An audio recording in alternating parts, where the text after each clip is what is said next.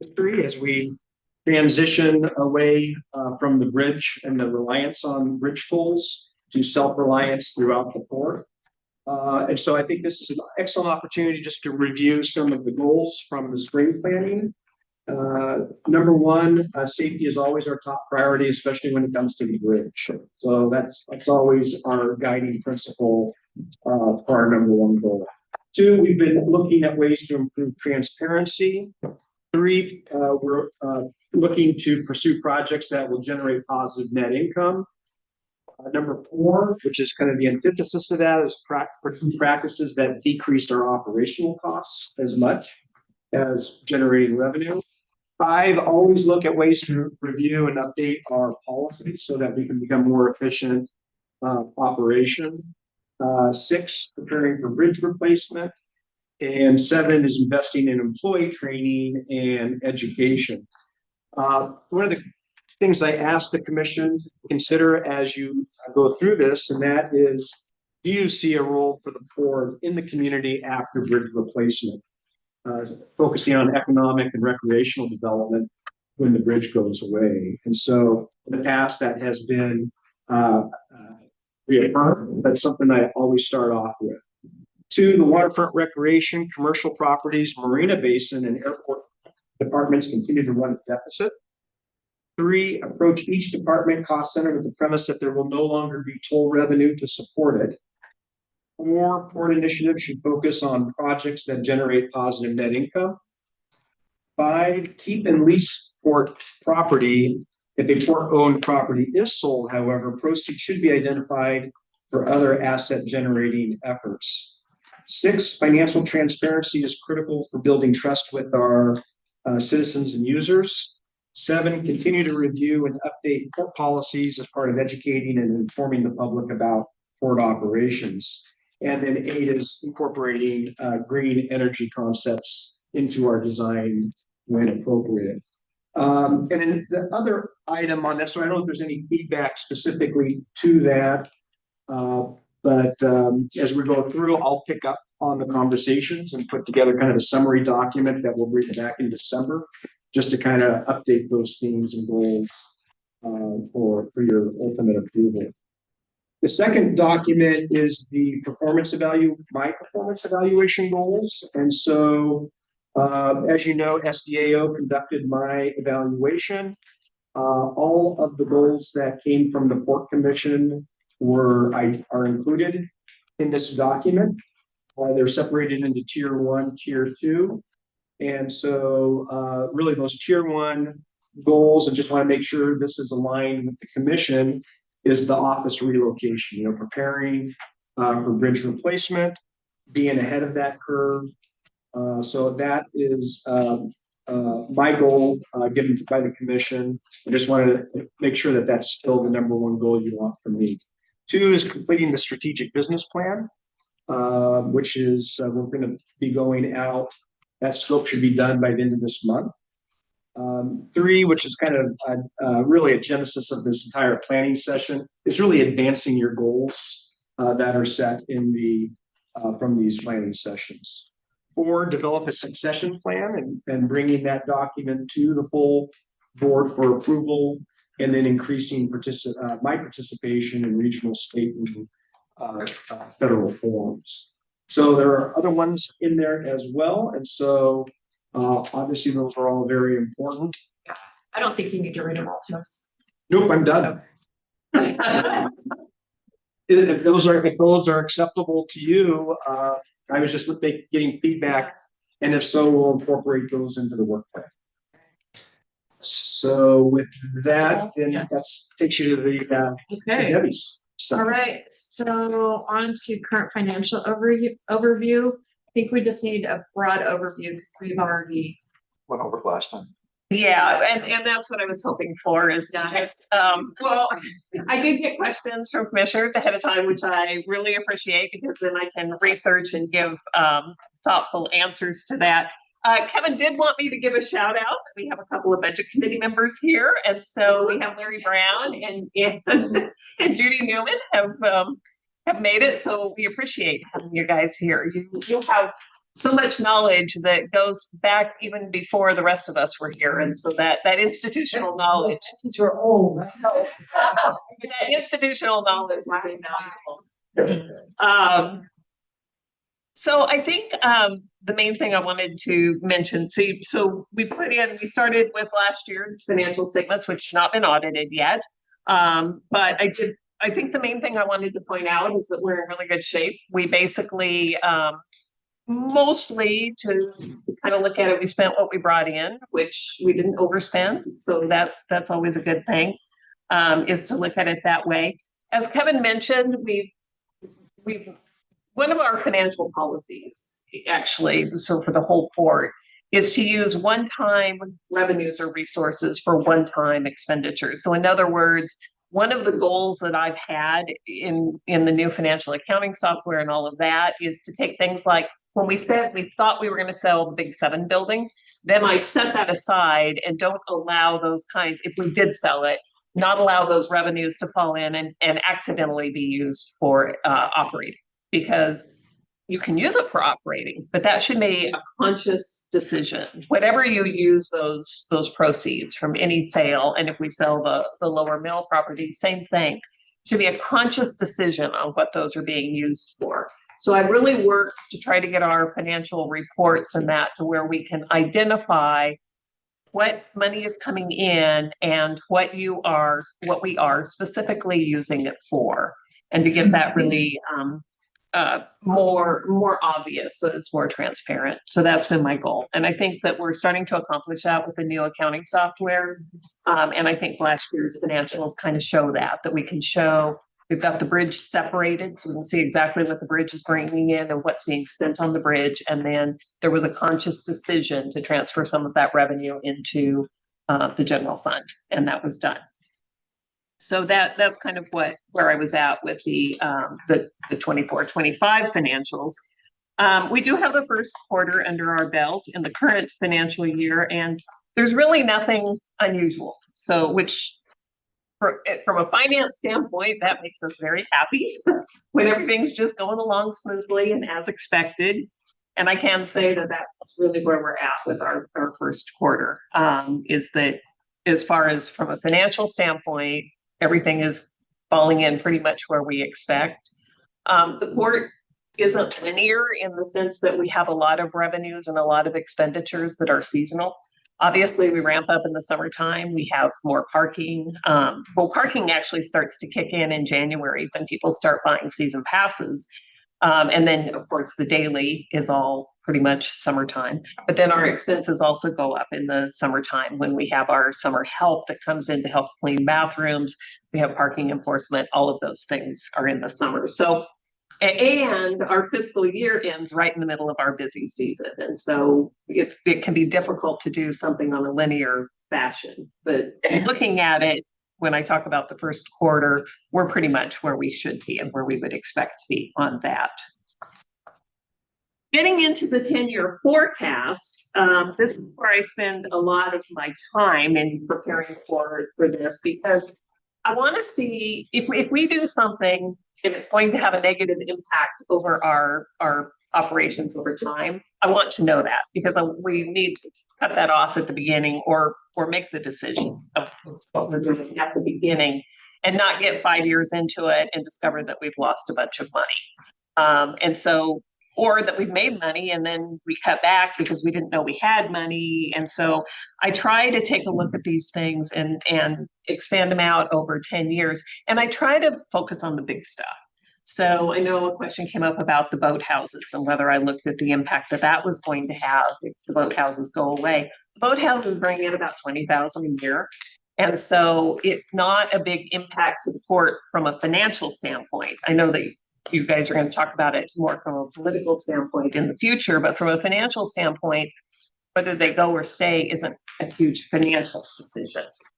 So those kinds of things, I try to focus on the things that are a big financial decision. So if we decide to sell a building, that's a big financial decision. If we decide to go with a land lease over in the marina property, that's a big financial decision. So those are the things that I focused on through the 10-year forecast. what I was really pleased to see in going through the 10-year forecast is that we're in good shape. And we have made thoughtful decisions that if we follow through on these assumptions or ones that are similar, we will be able to generate enough revenue to cover the costs of like having parks, because parks cost money. Parks don't generate enough money to cover their own expenses. And in some cases, we have parks that don't generate any money, like Marina Green doesn't really generate any money. So everything that we spend on that has to come from somewhere. And as you all know, we don't get much in property taxes. So we have to generate that either through parking, our industrial properties, those kinds of things that are generating net revenue. Then we have that money that's available then to spend on our parks. And so I went through and tried to take a look at all of that. Again, the new software, and then I guess the other thing I wanted to point out on this is that we have the new software, but we continue to refine that to make it better so that our reporting gets better over time. So it isn't one of those things where you flip a switch and you have a perfect solution at your hands, right? It has choices that you make and decisions and the way you implement it. Over time, we'll continue to refine that and get better information out of our system. The other place where that kind of came in, so in my forecast this time, or in the forecast for the fourth this time, I introduced the idea of having a capital reserve, because how we've treated things in the past, and we even have it this fiscal year, is we say, oh, the roof needs to be replaced on the Jensen building. That's going to be $760,000 this year. And that has to come out of our cash. And we have cash to cover that. But there's two things with that. One is that when you look at the annual cost of operating the Jensen building, you don't get that smoothing effect, right? So if we took a little bit of money each year and we set it aside, we charge it to the Jensen building, then when you get to the point where you have to replace the roof, you have the money sitting there and it's smoothed it over time. So you can do a better job of seeing, are we really truly making money off of this, or are we losing money on this particular property? So it does that. The other thing it does, if you set this cash aside, is it tells you how much cash is left over that you really can invest in maybe a property that you're going to clean up in the future, or something that, you know, becomes another incubator building or something like that. It gives you that knowledge of, oh yeah, we have this $5 million and we can spend it because we have our capital covered. We're not worried about coming up with money for a roof because we have that set aside already. And we haven't done that in the past. And so I'm trying to get to the point where we have that in our pocket so that we can look and see. So when I come back in spring planning and when I come back with the budget, you're going to hear a lot more about that because we'll have better numbers. Amanda gave me some industry percentages, but I want to get to the point where I can say, this is how much money should already be in there. Because, for example, the Jensen roof should have already been in there. And any other, if we're going to have to do another roof in the next 3 or 4 years, that money should really already be set aside for that. And so that's going to be a big topic this next budget season. Yes. Just for clarity, Chair. So Amanda's coming up with a list of capital improvements she projects we will be needing over the next 10 years. So when we have the budgeting, then we understand what we're pulling out to ensure that we're thinking ahead and not getting caught, you know, needing to replace 15 roofs at the same time. Exactly. And so what she gave me was some basically percentages to use to kind of figure out what that annual amount would likely be. But what I need and what she's working on is basically a report for each building of here's the status. And you're going to have to replace a roof here in 5 years and this roof over here in 10 years and the HVAC system and all the big stuff is what we're looking for. And so we're working on that. And I've been asking for this. So I have to tell you guys, I say every day, I'm so happy we have Amanda. So just so you know, that she's helping me with that because I've been asking for that kind of information since I got here. And I think we're finally getting there when we get that information. I'd like to ask one clarifying question. Yes. And this is something that I emailed questions about, which is our PERS buy down.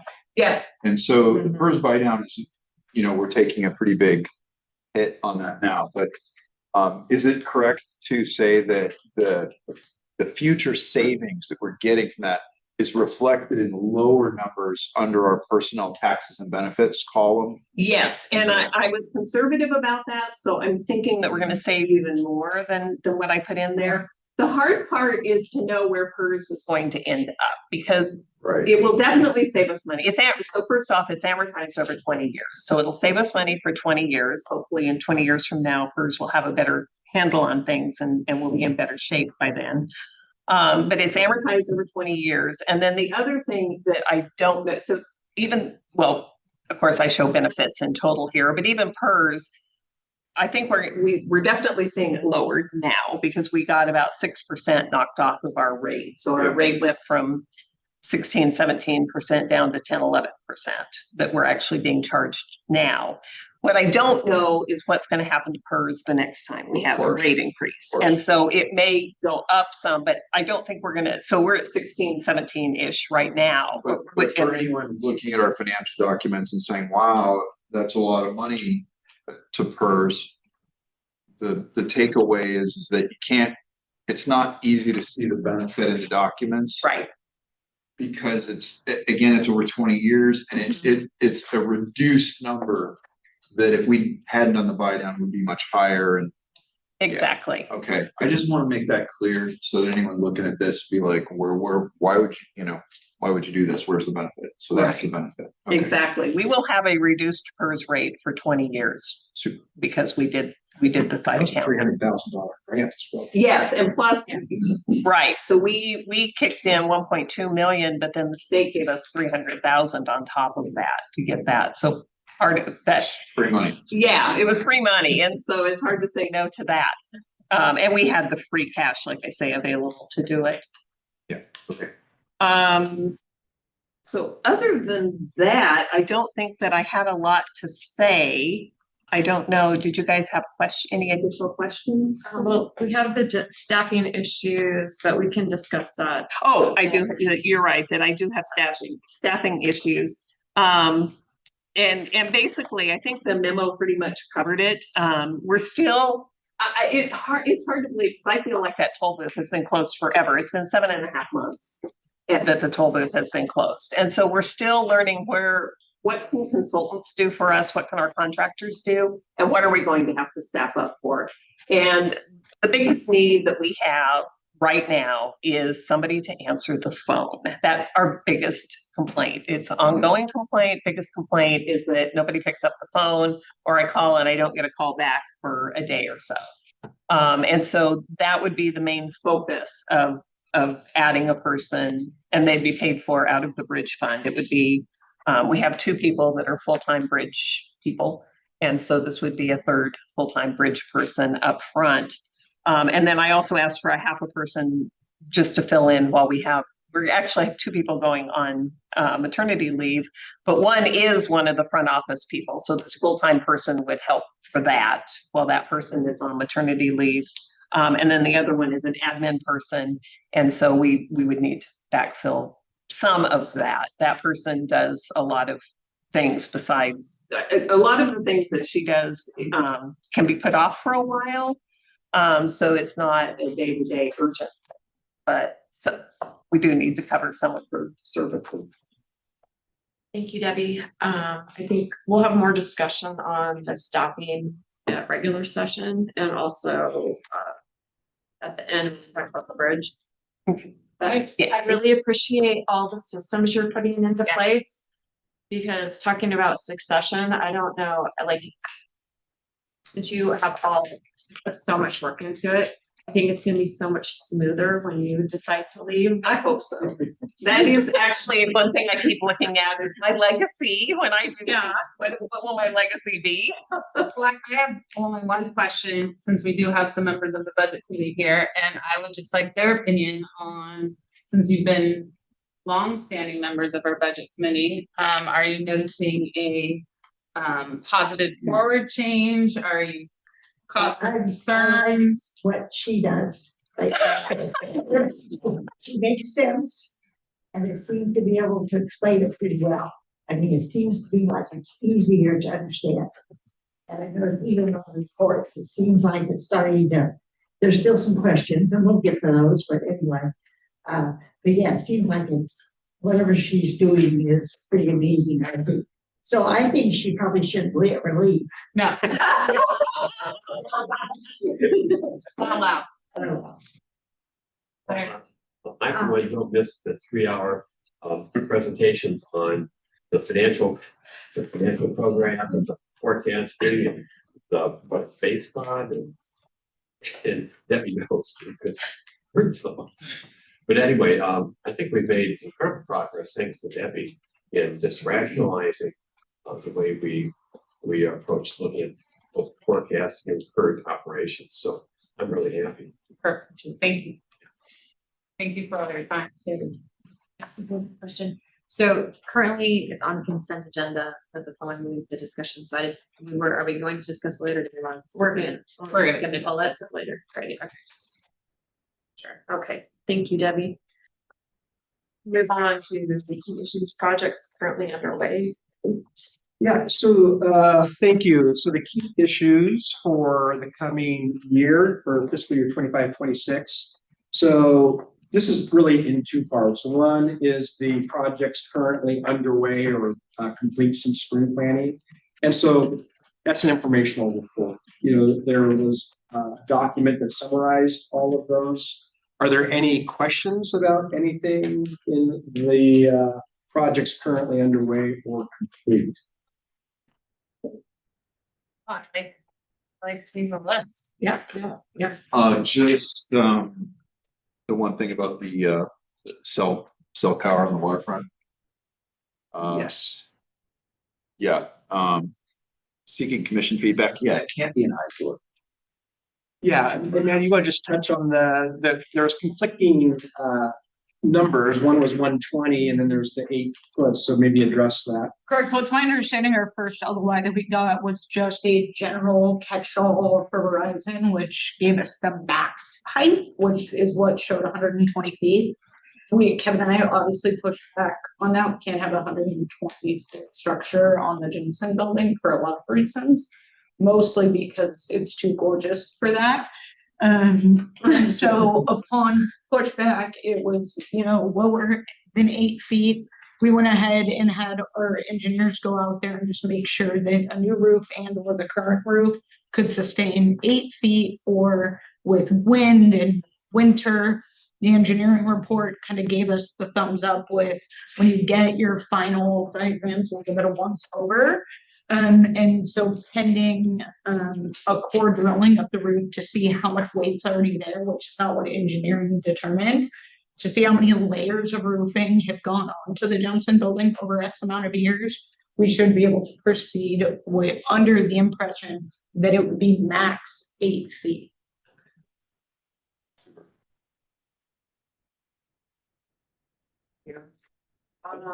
And projects for consideration. Yes, so this is going to be the meat of the program today, and that's starting on page 57. And you've got 2 presentations this afternoon. One is from WSP and KPFF regarding the roundabout, and then we also have Scott Webster here a little bit later to talk about the map of the railroad presentation. But at this point, I'd like to hand it off to Megan for introductions and a brief summary. Absolutely. So excited to present today just an update on the roundabout project. I'd say, overall, we're in a space where we're ready to look towards additional funding opportunities. We'll be kind of requesting some feedback from the commission on how you'd like us to proceed with funding strategy and have a conversation there. And then also making really good progress on the design front. So we'll share an update on the 30% design that we've achieved as part of the project. And I'd say, going forward, just continuing really good partnerships with the Oregon Department of Transportation. Actually, we'll be meeting with them later this week to continue conversations, and as well as our CAT partners. And Amy Schlappe is here in the audience too, just in how we look at these transportation improvements in the context of the overall program, recognizing that the roundabout is phase one, and the current priority, but not without the need for phase two, which is the First Street realignment, and then in coordination with partnership for the transit facility that would be happening in that vicinity too. So there's a lot in your memo, so I won't take more time. And there's also a great presentation that will be given. So I will turn it over to our owner's representative team led by WSP. So Scott Tyler, and his partner from KPFF on the design side, Paul Schmidtke, to go through the presentation. Thank you so much for that introduction, Megan. And I assume you're hearing me and seeing me fine. Everybody's looking good. I just wanted to thank Patty for running this slideshow. I've got it back up here as needed. So it'll be a brief presentation and we'll take some direction. I'd just like to say it's just so great to be here with you today. And Paul and I are excited to be part of this effort. And we, hats off to the Port Commission for shepherding this project and for Commissioner Shepherd for the good leadership and all the hard staff work. So the waterfront transportation improvements, as was described, the roundabout at 2nd and Riverside, and phase 2 for improvements on First Street. I'm just going to pause and see if we've got PowerPoint up. Megan, can you confirm that? Yep, it is in prep. We are getting it up as we speak. Oh, okay, good. Well, good. More preamble. So at this point, we're very excited to share with you that 30% design, talk a bit about funding status, and then share the 26 funding strategy with you. So we're up. That was the intro. Let's go to the next slide and hit the agenda real quick. I think we've already made it clear. So we'll talk a bit about the background, the design update, the schedule, and funding strategies, and looking for some discussion and direction from the commission today. Next. You can see on the next slide, the image at the bottom of your slide as green dot surrounded by blue. This is the proposed roundabout design we have to present to you today at 2nd and Riverside, and it replaces the no longer needed Anchorway extension, which would extend through this Lot 1 area at midpoint. The red surround is for phase 2, which would include realigning First Street and making improvements. So let's start with phase 1. This will really improve access and improve circulation for everyone. We have industrial, commercial, and recreational users. It'll better support long-term traffic needs. And it's really infrastructure first, a great way to move forward and make that waterfront area build out possible. And the traffic flow, safety, and access are all improved. It took us, I don't know, maybe a year and a half in discussions, but we did get that no fatal flaw approved through the state traffic engineer and ODOT, which is really a green light to move forward with the 30% you'll hear about today. So that was achieved in August. And on the heels of phase 1, and yet to be really designed and fleshed out, we'd like to bring you more on this soon, is the realignment of First Street to support some commercial development, and the Columbia area transit stop options are kind of focused on First Street. I think there's one on Port Way, but they would be determined and located within this second phase to accommodate 3 or 4 transit vehicles and benches, shelters, and bikes. So with that, we'll move on, talk a little bit about the 30% design. Paul. Thanks, Scott. And does anyone mind if I share my screen? Yeah. Perfect. Oh, others will stop sharing. Yes. And I will share. Does everybody see a roundabout? Yes. Wonderful. And so, like Scott had mentioned, we received the concept approval from ODOT to proceed with the no fatal flaw in August.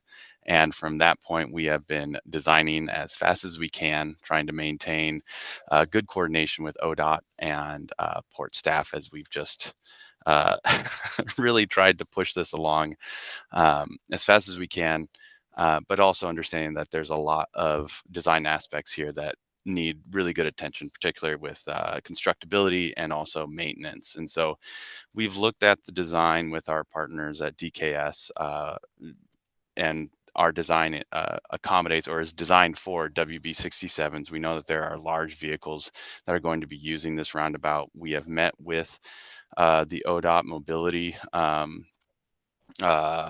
liaison for Region 1, and we discussed the design, and she has given us the blessing to proceed with putting together a PowerPoint to present to the MAC, and so we're starting that process. We also met with the senior urban design engineer with ODOT for Region 4, and she has permitted several roundabouts throughout Region 4 and gotten her feedback. And so this is kind of a conglomeration of many very smart people coming together to have a design that is functional and also nice to look at. And so we worked through design up until maybe a few weeks ago and submitted that into the port, and we met with the port to talk about the design and see if there were any comments, and now we're presenting it to you today. And so as we take the next steps after 30%, we are working with ODOT to get all of the pre-application checklists taken care of, and we're hoping to submit to ODOT fairly soon. Thanks, Paul. Mhm. Appreciate all that hard work. We'll just go back to the main presentation. I know it doesn't happen super quick, but we'll see the roundabout in color on the aerial, and I'll just talk through the schedule to save time. 30% for this fall, 60 in spring. On the next slide, you'll see we're going in summer, fall to the 100% design.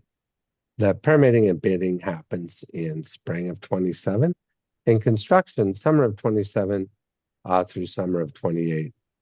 And we note at the bottom of this slide, the First Street realignment is pending. We want to accelerate that schedule as funding allows. Hey, So Scott, let's quick talk. question. Quick Please. question for you. What's constraining the design speed? Oh, I see. Why can't we be further along with First Street? Yeah, Is that fair? or with phase one. I'm just curious. Oh. Is it a financial or is it a workflow? Yeah, it it's both? both. I think the honest answer is we made a team decision to focus on the roundabout, and we were honestly at risk until we got the fatal flaw go to move from 15 to 30. So we were trying to be good stewards of the budget, and that was a critical link there. So we have a green light. So is it, with that green light, is it possible to get to 100% design earlier, or are we just here constrained by the ability of designers and engineers to do the actual work? And I'm not meaning to be critical of that. That's why I'm asking. We're going to talk. I'm going to let Paul speak to this, but we have this schedule, which is it's a manpower allocation. We run concurrent through, design and acceptable checkpoints with our partners, and then we have the whole First Street discussion as we talk about funding and the build grants next. But Paul, do you want to speak to the design schedule? Yeah, absolutely. Thanks, Scott, and thank you for your question. When it comes to trying to speed up the design, this is something that we've looked at for the last year, trying to anticipate when we were going to get the green light. And the technical expertise it takes to really design this roundabout, it does take time, and it takes coordination with ODOT. And we've worked with ODOT. We've had multiple meetings with many of their different staff to try and make sure that we're on the same page, that we're not going through redesigns as we proceed from, originally from 5% to 30, and then now from 30 to 60. And so we're looking at it from all angles in terms of mobility, in terms of bicyclists and pedestrians. We're looking at it for constructability. How does this actually get built in the real world once design plans are accepted? And also in terms of maintenance, how do we maintain this roundabout? And so a lot of that, I know it seems like this might be a long schedule. This is a pretty fast burn when you look at other projects that are dealing with ODOT coordination and ODOT review. And I know, not trying to say that they're the reason that this is a long schedule, just saying that realistically they have certain timeframes in terms of review and just in terms of getting hold of their staff, as they're also short-staffed at the moment. And so when we submit the 30%, they have about 4 weeks for review time. And then each subsequent submittal at the 60, 90, and 100 is a 3-week review period. And that review is happening not just as design engineers, but also traffic related, mobility related. Many different moving pieces are reviewing this, as this is hitting multiple different facets of transportation. Thank you. Mhm. Thank you, Paul. Yeah, just a little note, we do, the team gets together with a running schedule that shows all of those particular reviews, so they're scheduled out. I think the point is that we really do want to accelerate it, meet and exceed this schedule, and I appreciated Commissioner Shepard's question. So let's talk about the existing funding next. The latest. Talking about schedule. Oh. It was Commissioner Shepard's It's question. like, you're so smart. That's why I I'm said- not that smart. The original construction schedule called for 28, and I think that would be a little bit easier to hit. This is an aggressive schedule that I've been pushing for starting in 27, and I think it's pretty aggressive, and I've kind of been insisting upon using the money that we have. Yeah, okay, that's what we can, yeah. Pushing forward. The latest cost estimate at just over 6 million includes a 30% contingency at this point, at 30% design. And we have existing federal funds. This is nearly 2 million in EDA fundings, and we have submitted to them. During the government shutdown, we submitted an amendment to reflect the new scope for a roundabout at 2nd and Riverside. And there's quite a bit of documentation with that that's gone in. So they've been a partner. We've worked with them regularly. So we anticipate working through that amendment. They have also over 500,000, 586 in state funds. And that leaves us with the funding gap. And I should note the IOF immediate opportunity funding is also subject to project scope revision because, we have moved the environmentals and the location and all of the accoutrements that go with these grants from an anchorway to a Riverside position. So that's what's going on with those. That leaves us the gap, non-federal match, which can be state or local funding over 700,000, and the remaining phase 1 funding itself for construction of 2.8 million. So there's just over 3.5 million needed to the finish line. And we want to talk to you, about some of the funding opportunities. We know that internally the port may have some revenue generation assignments that can help this. Build grants, for example, in rural areas for construction of a roundabout such as this can be as low as 1 million and as high as 25 million. They're very competitive. About 10% of them get funded. So I'll pause here before we talk about those funding options. How much is in, can you give us the number, the dollar number that's in contingency? Yeah, would it be exactly 30% of the 6.1, Paul? Yes, and I can back calc that. And is that a standard to carry that much contingency for a project that would probably, is standard to carry 30% contingency on a roundabout construction project? Yeah, well, Scott and Paul can chime in, but I'll say from my experience at ODOT, this has been a pretty standard contingency level to carry, particularly when you're at a 30% design level. And often, sometimes it's even more, but I think because we know sort of the environment and have managed risk well on this, 30% seemed reasonable. Yeah, in moving from 15 to 30, we reduced it from the 35% contingency to 30 this time. And we've seen other projects that are similar just transportation projects in ODOT be as high as 40%. There's a lot of unknowns and different things, but yeah, I think that's like 1.5.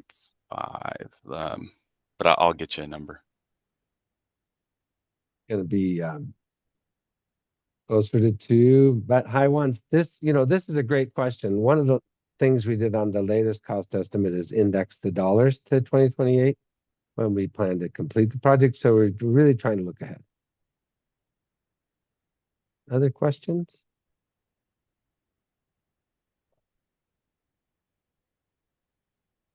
It is about 1.3 million is the contingency. And it is adjusted for the inflation projected in 2028. Correct. Yeah, that 6.1 is adjusted for inflation. That gives us some protection through contingency and indexing dollars forward.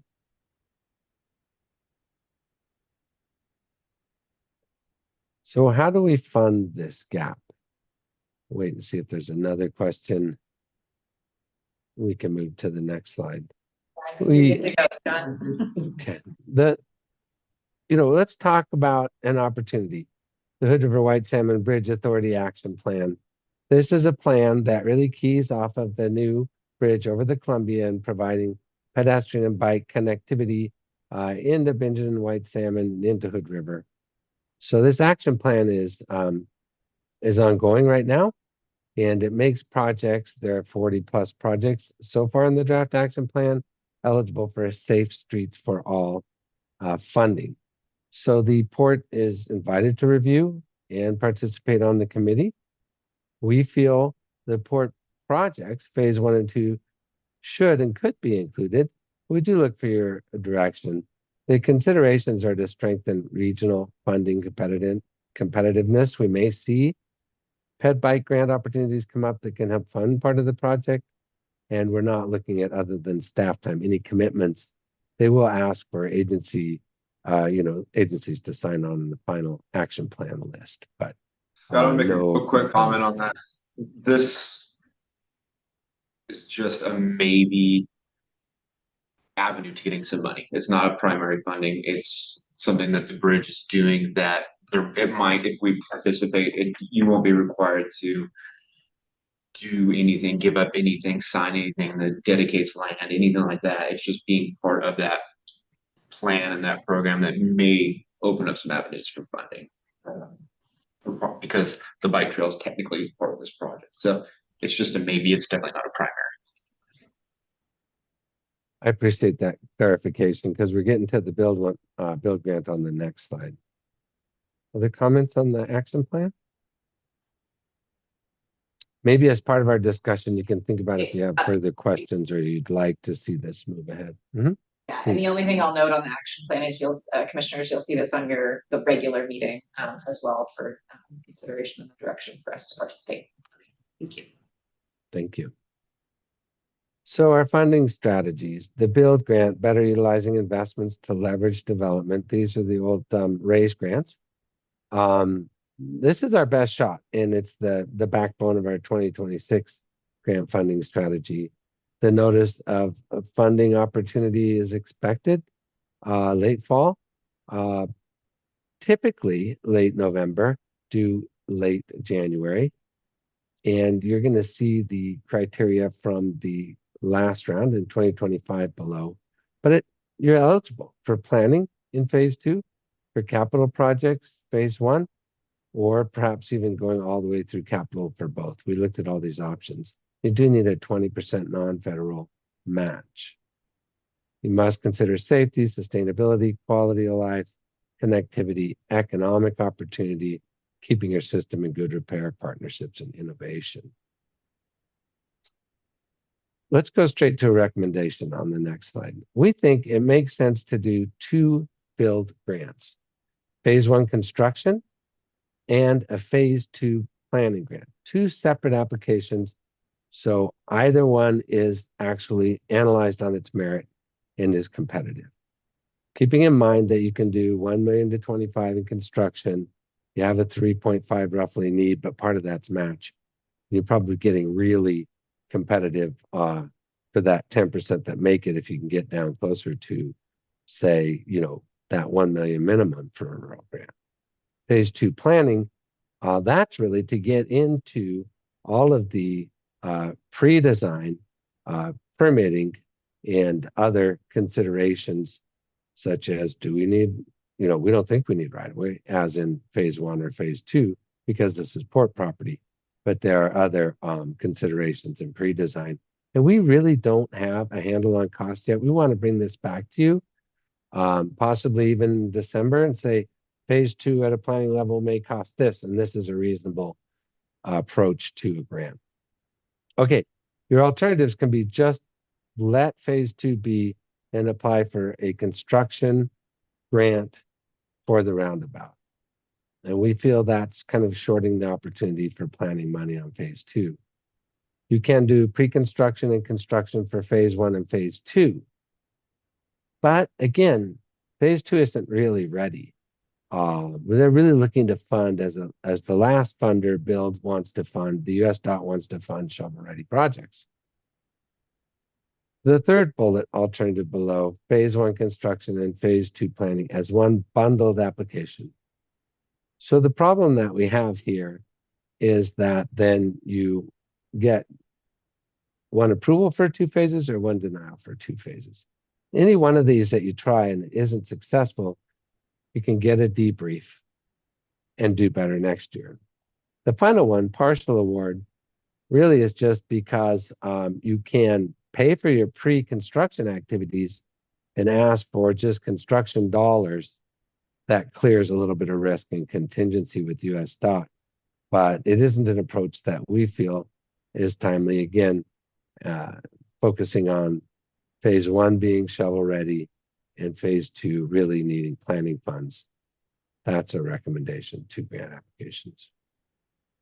And you have a full memo on the analysis for the build funding for 26.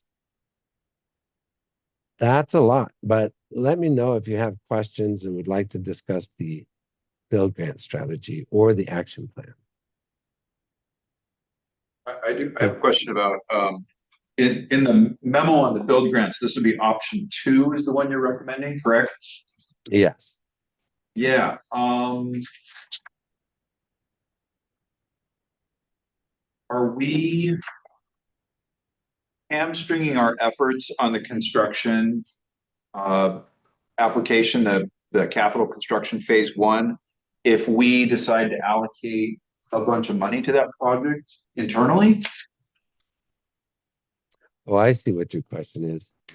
I think that if you're talking about building the roundabout, if I'm correct, Yeah.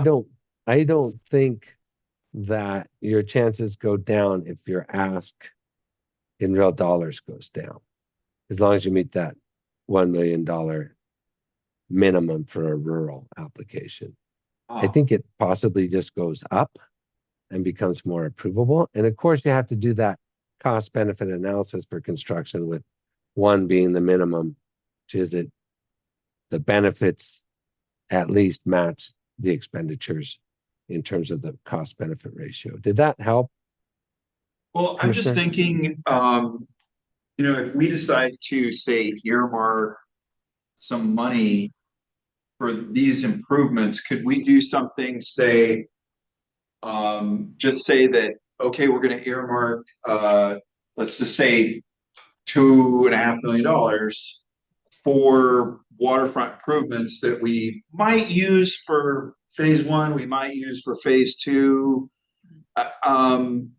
I'm just wondering how our own commitments or lack of commitments might impact our success in getting these grants.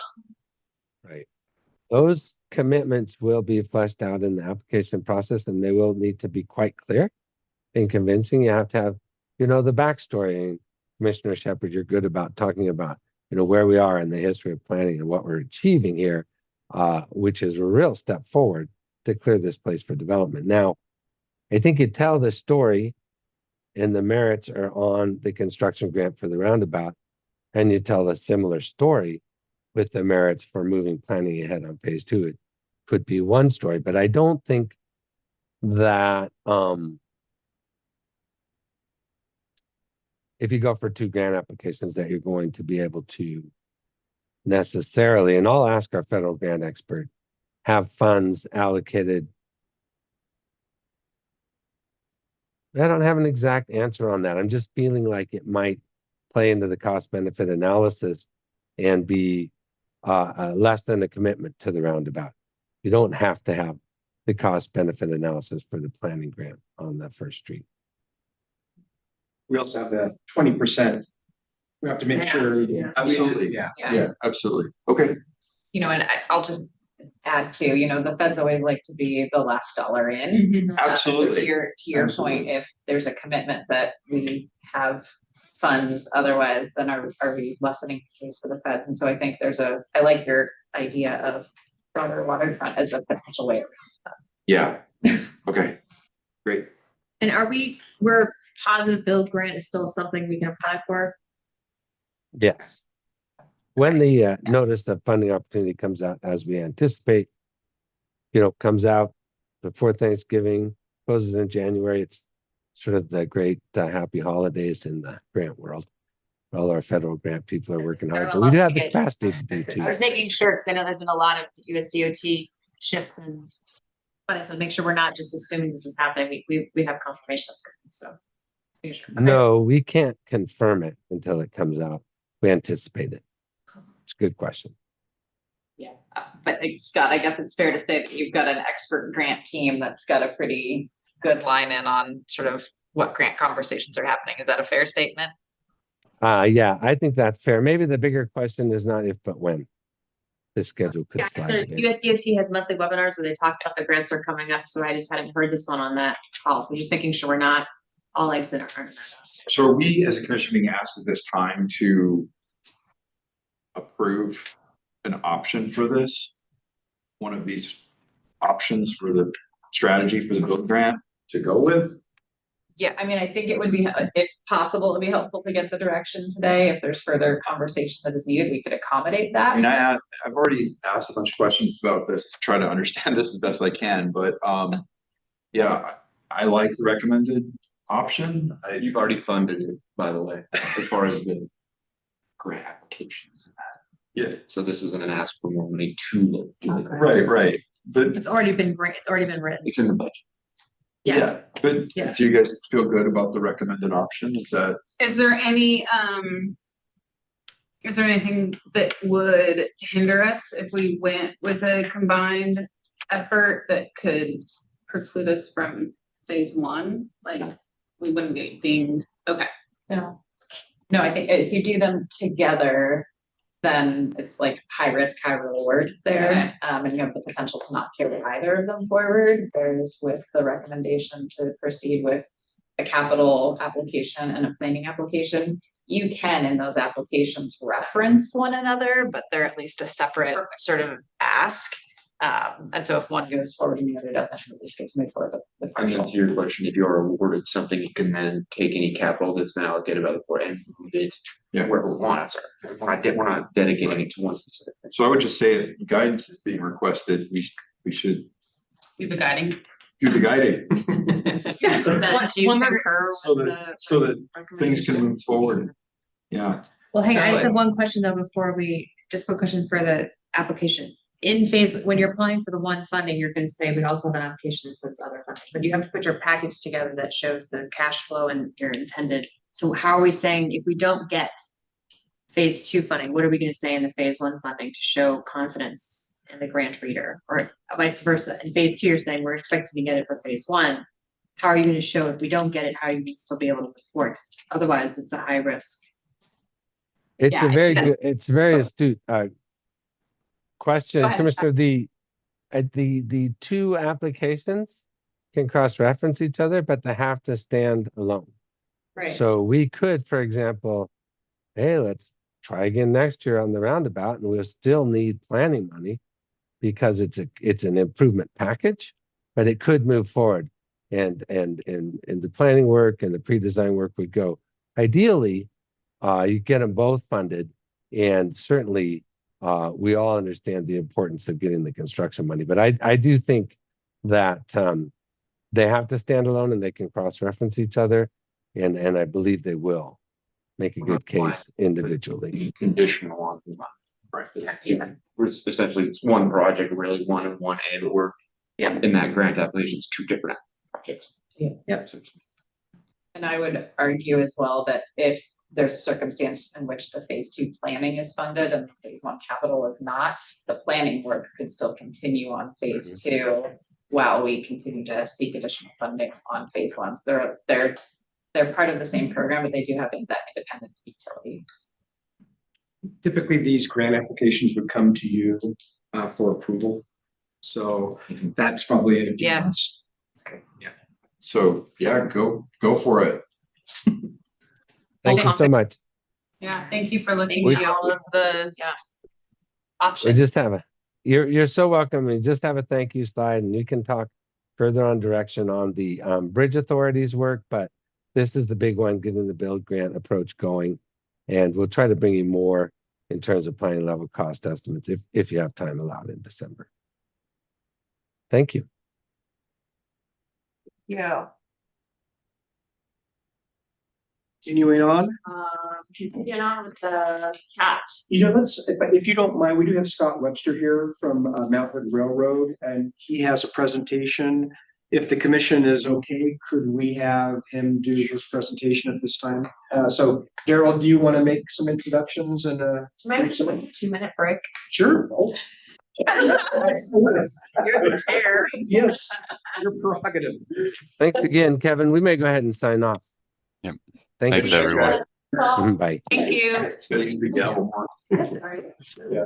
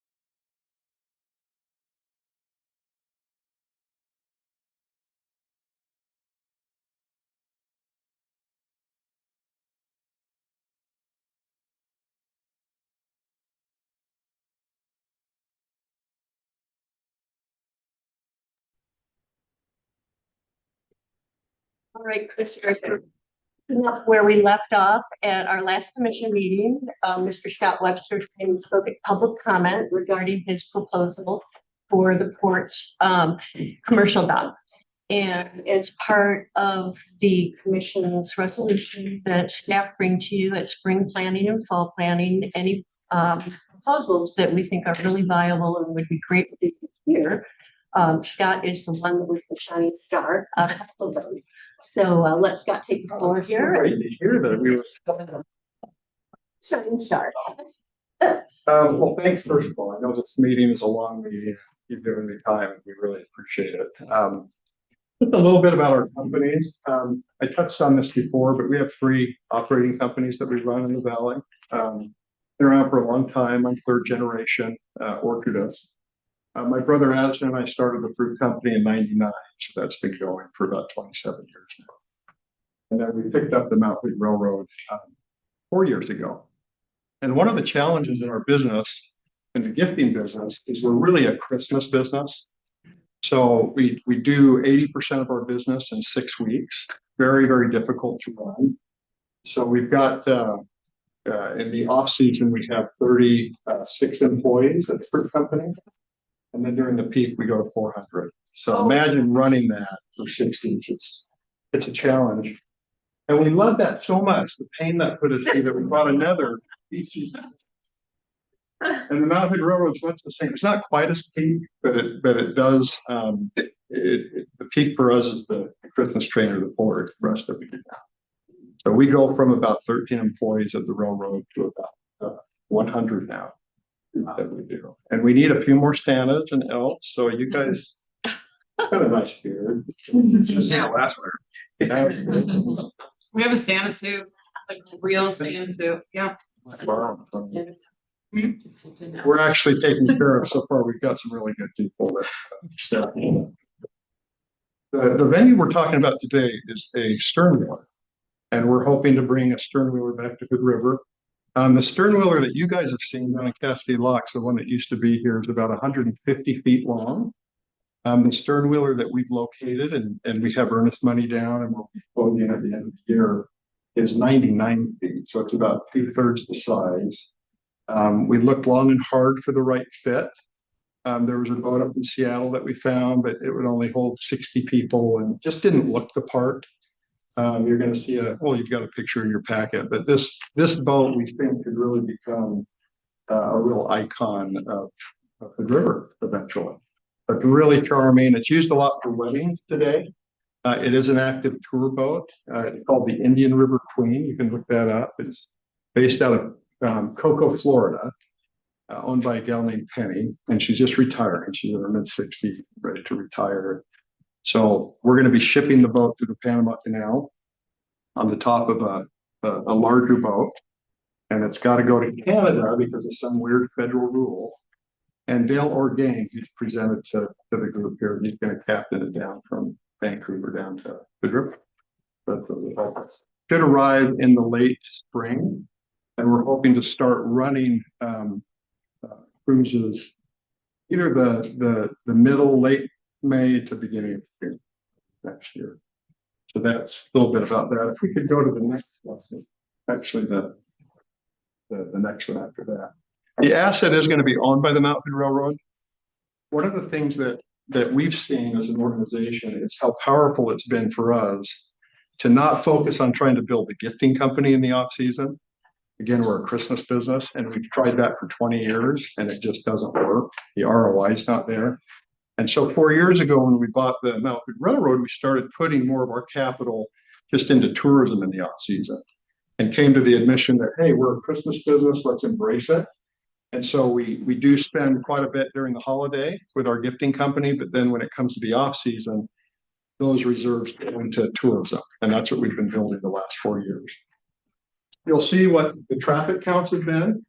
When we took over in the first year, we did 28,000 passengers.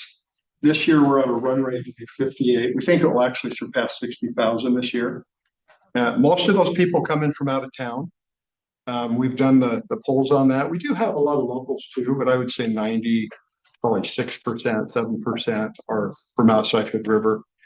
They come, they enjoy, and then they leave. We've got a lot of parking. That's one of the nice things about this venue in behalf of, or for the port, is that we're not going to have to take people down on the port and park there. We just purchased 2 Gillig transit buses. The second one's arriving tomorrow, and our plan to use those is really for the polar, because we're using your parking down on the port right now.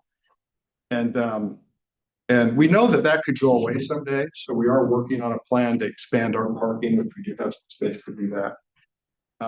But we've got those buses so we can transport them back and forth. And those 2 buses will also transport the bus customers down the marina. So 3 new additions that we're doing this year for tourism. We're adding 7 rail bikes. That's been a huge success for the organization. We've got 14. We're going to have 21, an extra one for the guys, but we'll have 20 bikes for customers. They're 2-seaters. We also are entering a partnership with American Cruise Lines.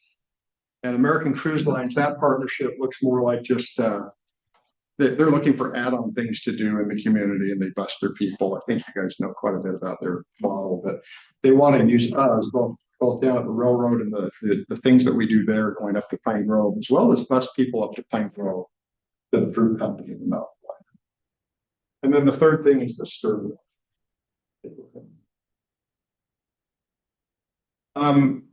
We're planning with the sternwheeler customers for them to come to the depot. That's where kind of the magic begins. And we'll have actors that will basically pilot the boat. We'll have an actual pilot the boat.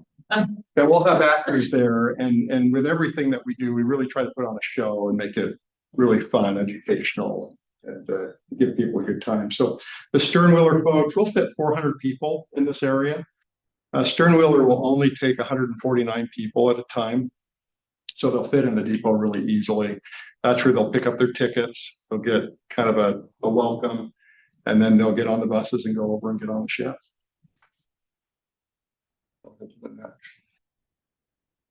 That's the ship. Again, it's 99 feet long, so it's a lot more quaint than the sternwheeler down in Cascade Locks. It's got a full paddle. It's got 2 555 Cummins engines that run it, so it's got some dual redundancy. We're hiring a couple captains. Dale Orgain wants to be one of them, and so we're looking at using him. And he's got a lot of experience in maritime training. He does a lot of educational things to train captains how to pilot ships. And if I may add, Mr. Orgain was the one who gave the proposal on the tiki boat tour, and so he's familiar with river, and you've heard from him before. Yeah, he's a great guy and really knows his stuff. He's the one that's going to come up with our safety plan. When you're dealing with a ship this size, it's kind of a wind sail out in the river. Our plan is to go east in the river, so we'd go out of the marina, and wherever we can get under that bridge, we'd go under. And the plan right now is to go and circle Chicken Charlie Island, if you've heard of that island. So that's 18-mile island that's just between Mosier and Hood River. We just purchased that island, and that's news. I haven't shared that with anyone. But it's closing the 30th of December. And the idea there is to actually have a kind of a Discovery Island adventure and go out to the island. That could not happen. There's a lot of things going on with we've got to, get all the stakeholders involved. And I would say it's likely not to happen. If it doesn't happen, I have an island that I'd love to sell anyone.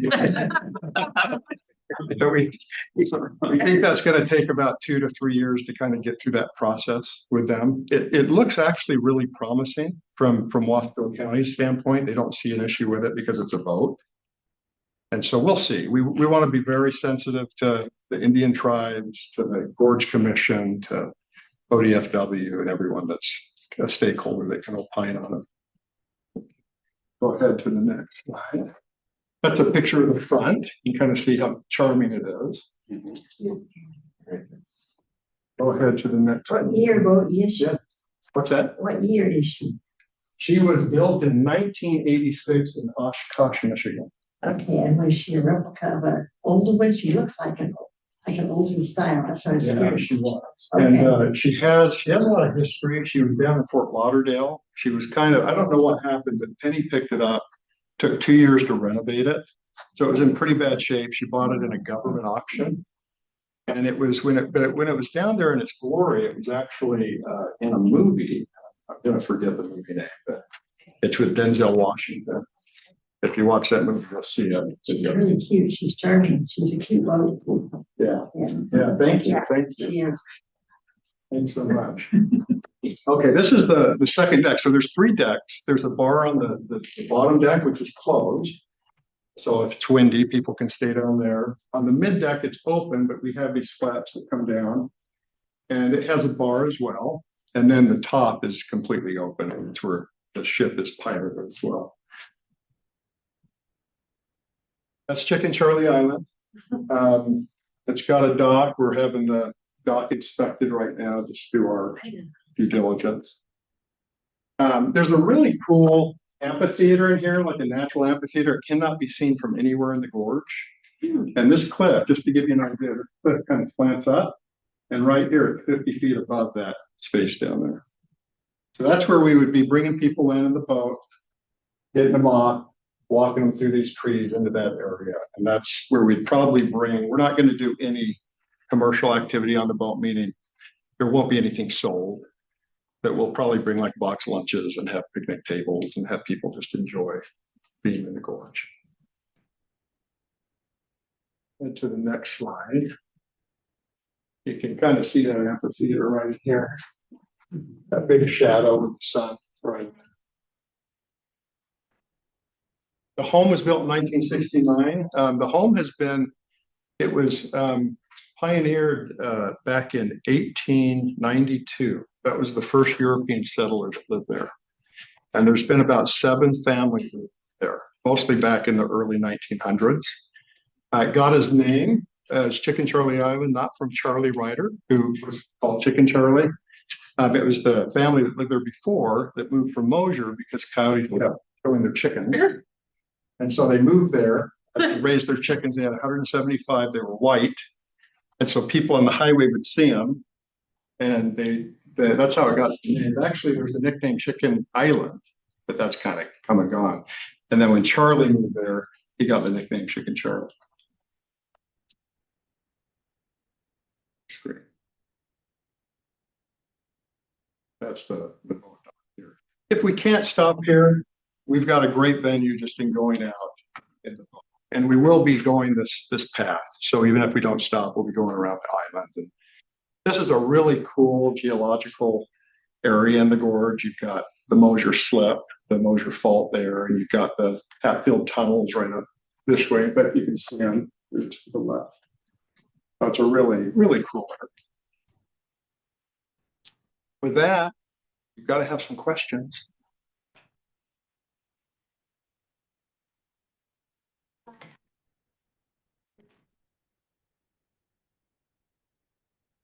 Things about it is that the port would need to make a commitment as far as full-time use for the commercial dock.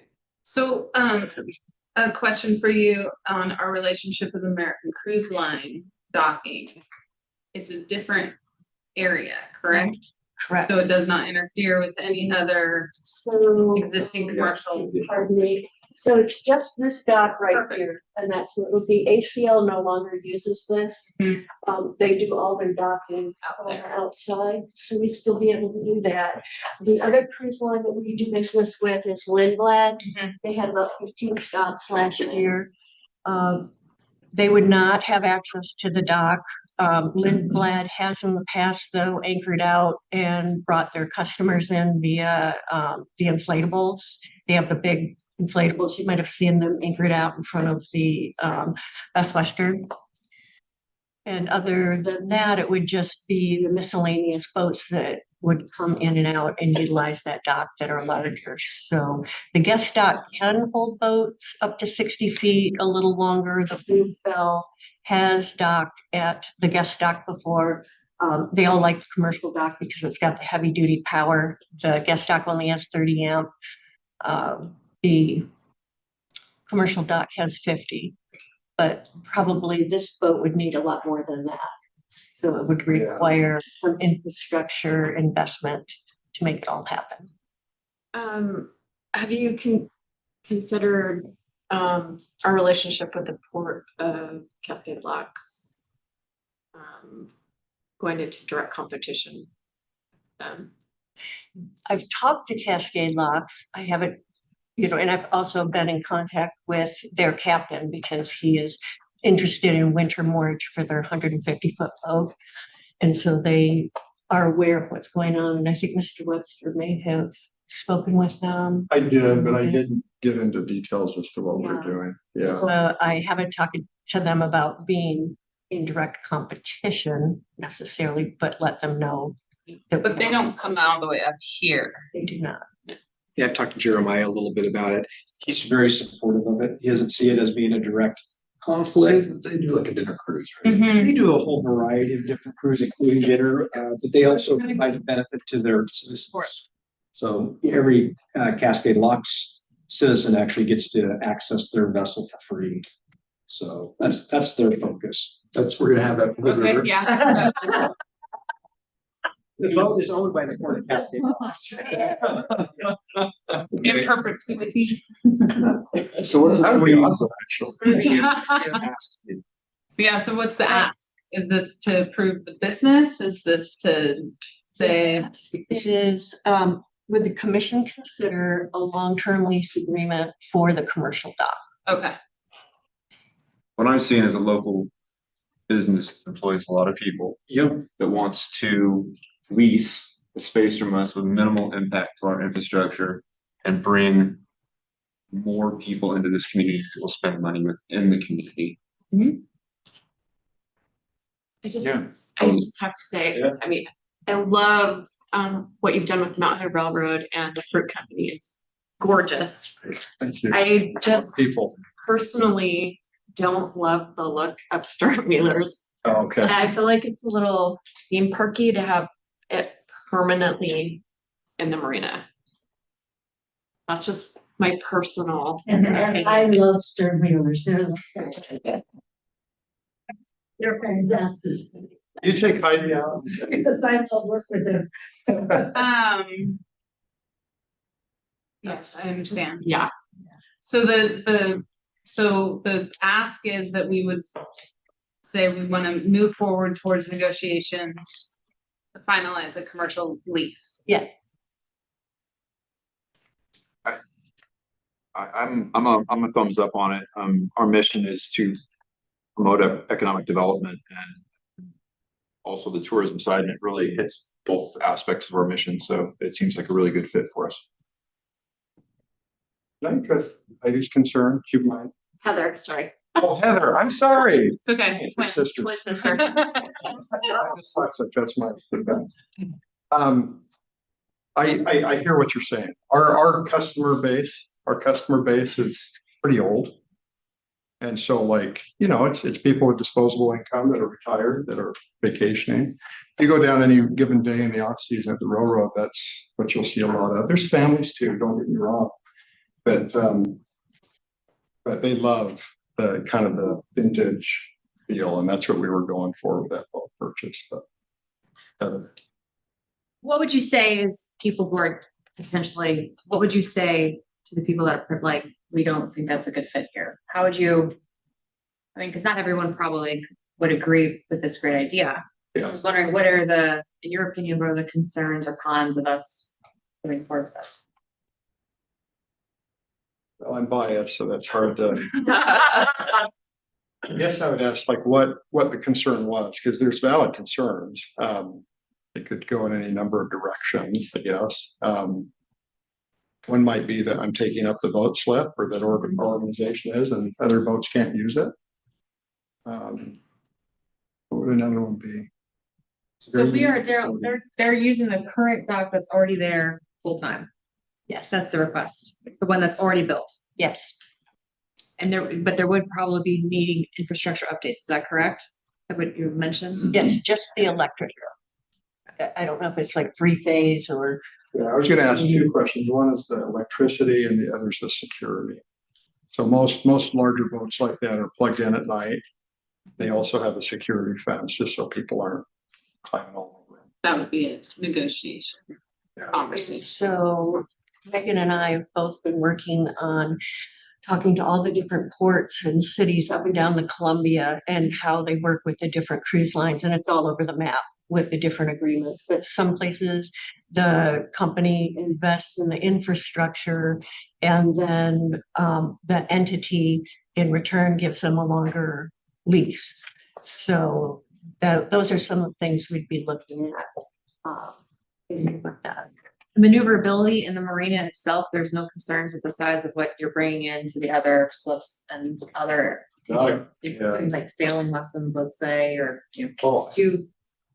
Safety is one of our top priorities, so just making sure you've done that research and. Well, I haven't personally, no. Dale Orgain thought it would be just fine. I know the stern wheel was in there at one point, but I can do additional research on that. So. This vessel is much smaller than the ACL vessels that used to swim that were around 200 feet.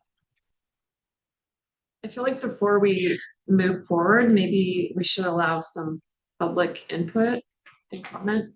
I think that's a great idea. And would that be from marina tenants or from just, how would you see that? Yeah, well, there's somebody here that wants to talk, and that would be during public comment. Regular session. Yeah. You could choose to do a hearing. If you wanted to do a hearing, you got that prerogative to do that. I mean, it's a pretty big deal. It's a very rare, it's a rare, Permanent sweating, yeah, a very unique facility yeah, in this part of the country. so. We do have one other option we're looking at that might be a good fallback if you don't want it. And we totally respect the community if they don't want it. It would take traveling over the bridge, which isn't going to be fun with buses, but it could be an option. And I just have a comment looking at the port. The port is trying to come up with different things to do because we're losing the bridge. And part of the port's whole mission is promoting tourism and new businesses. And of course, I'm treasurer staff because of WAM. And if it wasn't for tourists coming to WAM, and that's going to be, it's huge. And what it does for the community is amazing.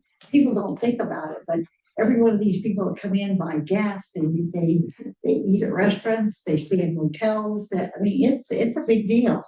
And So sometimes Judy, you I'm can't- sorry to cut you off, but if you want to sign up for public comment, you can, but. I'm not supposed to. Yeah, sorry. Okay, sorry about that. Yeah. I thought it was I didn't Thank realize. you, I do appreciate your, Okay. thank you. So do you want to schedule some sort of or just let people know to come to the next board meeting with comment about it, or maybe? Scott only has till the end of the year, I'm aware of that. so. Megan, do you have any thoughts on that? I have a question. So the lease agreement that you're seeking is for five years, is that correct? That would be ideal, but we could go more short term if that made more sense to start out. Before we went into the terms of the lease, we wanted to, put the proposal in front of the commission and get feedback from you. So that's what we're doing today, is if you're in favor of it or not, and then giving staff direction to move forward is either lease negotiations or what you just said that you would like, public comment for that. Yeah, I definitely like to weigh the pros and cons before we move forward, and maybe we're not thinking of something that public wants to give input on. But if we give you the direction of the thumbs up for the negotiation, that opens up the window of opportunity for people to speak their mind. Right. And so I know you're not supposed to have public comment in this meeting, but we do have someone in our audience here who would have really great feedback on that might be time We've got the sensitive. regular meeting too. Yes. So we have Jamie Mack, who is the person who runs the junior sailing program. Mhm. And so one of the questions that you had earlier was in relation to that. So Are you okay with letting her give her. Jamie, if she could just weigh in on her thoughts on that since. Jamie, do you wanna? Sure. Yeah, I'm Jamie Knapp and I run the junior program there in the port and by the grace of the port. I think it's really cool, actually.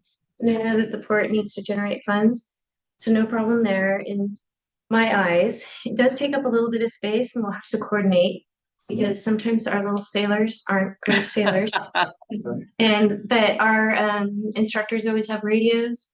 So, it'd just be some coordination of like when you're docking and when you're leaving. But also there's all the marina tenants that aren't represented here and they may have a thought on it. So, yeah, that's all I wanted to say. Thank you for considering the safety of the kids, but big boats dock there all the time and no problem. We'll just need to coordinate. Thank you, thank you. The safety is gonna be our number one. It is at the railroad. Instead of that.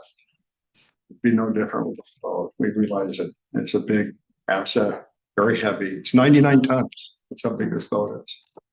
So it's not small. What would your suggestion? Fine. My suggestion is because we have a bridge, we have a lot of moving parts. We might be reconfiguring our marina. If Mr. Webster is wanting to be a long-term partner with Port, maybe we can look at this and say, for the short term, this is the ideal, or the best scenario. With the caveat that we would like to work together in the future to any reconfiguration of the marina or whatever, we would take that into consideration. And if we give the thumbs up to work towards things, it's not like we're going to sign the full agreement today. So if there are any blaring omissions, hopefully people will bring them to light within the next couple of days. And we could address them immediately and move forward. But I'm a pretty big fan of finding different ways to stimulate the economy and the local businesses here. Especially, I can see this being very popular in fall when the wind has died down, which is a great time when we could use some tourists. So that's why I like it. I can't see you guys really effectively running it dead summer. Just because of the wind, but maybe we figure it out. But I could see it being a nice fall activity. So that's my thought. So it sounds like there's consensus to start the. Move forward. Yep. Move forward Consensus, with that. yes. Yeah. Make sure it's on the subsequent agendas so people have an opportunity to comment. Yep. Okay. Yep. Thank you, thank you. So Yeah, but one other question I have for the commission is, are you okay with the resolution as it is for the concessions? Did you want to make any other changes to entertain concessions or good with what we've got? Good. Good. Great. Yeah, and thank you for that resolution because it works really well. Otherwise, I have 50 people here tonight, but it really helps me tell people what we can do and what we can't do at this time. So thank you. thanks so much. Thank you. Very exciting. Free to go. Yeah. Yeah, you have to sit up here now. So.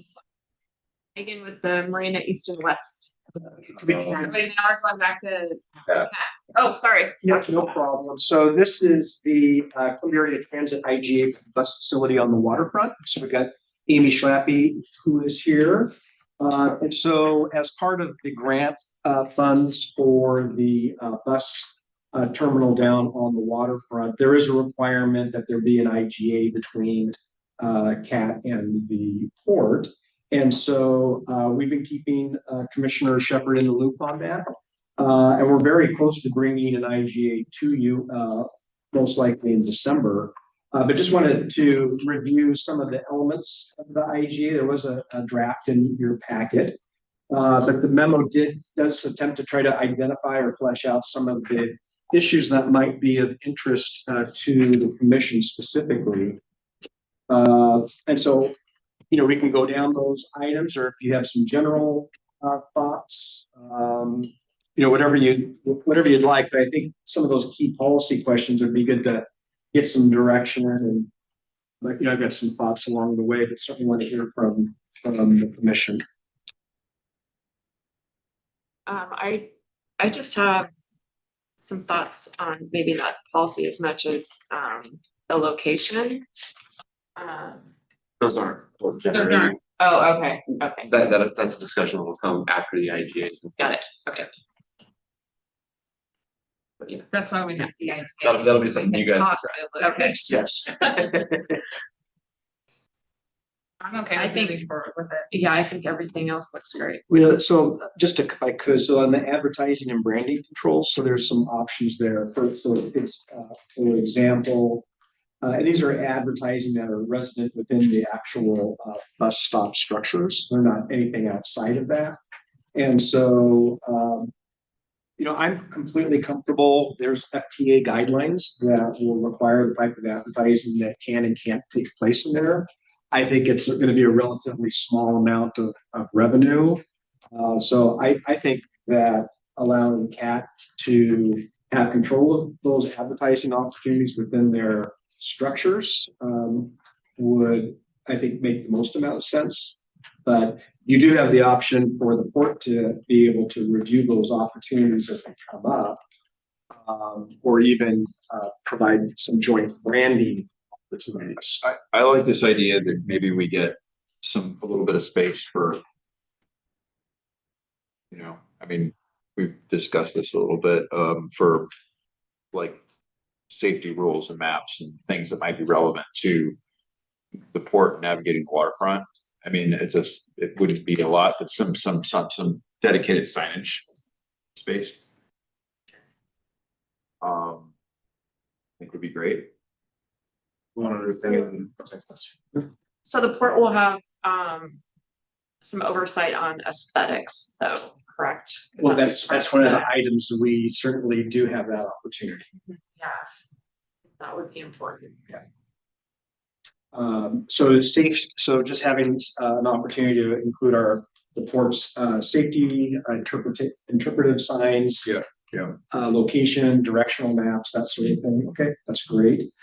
And then item 2 is there's a reference to the first right of refusal for CAT to have a kiosk and a facility space down along Nichols Basin. And so there is that's the language right now.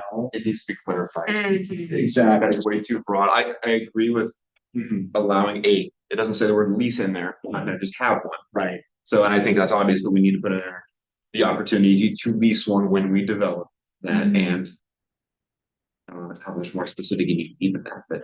So just Does it have to be at Nichols Basin? They call that whole area basin, Right. right? So That's that right. land 7,000 around square there. feet of So commercial this is tax. even considered, this is even considered the basin. But Heather, you bring up a good point, so right now there's that 7,000 square foot overlay on that area. I think the idea originally was to have some kiosks along there. So assuming that the bus stop was somewhere along that's yet to be determined.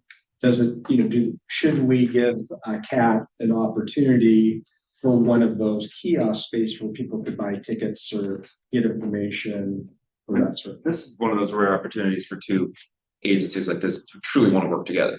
CAT's bringing money to the table. We're bringing money, but we also, as part of one of our grants, need to have a transit hub of some kind. Well, they're bringing grant money and the willingness to work together, and I think Kevin and Amy working great together. So this is really mutually beneficial, and it's going to be something that we need to provide the community with. Kind of one of those rare things that seem to be going that direction. So. Because isn't it becoming more of like an Oregon transit system, not just necessarily CAT, so it's more of a kind of a. Well, regional, yeah. Correct, so it'd be, I mean, we're bringing more people, so it needs to, the system that we're bringing needs to work for everybody, not just, one specific type of person. And you'll So- see within the IGA, it does note not just CAT. Yep. There's going to be, and I can see CAT working with perhaps Meadows. I can see CAT working with whatever. But there will be a limit on, the volume that could be down there and how long and what. But yeah, that language is in there. That's exactly right.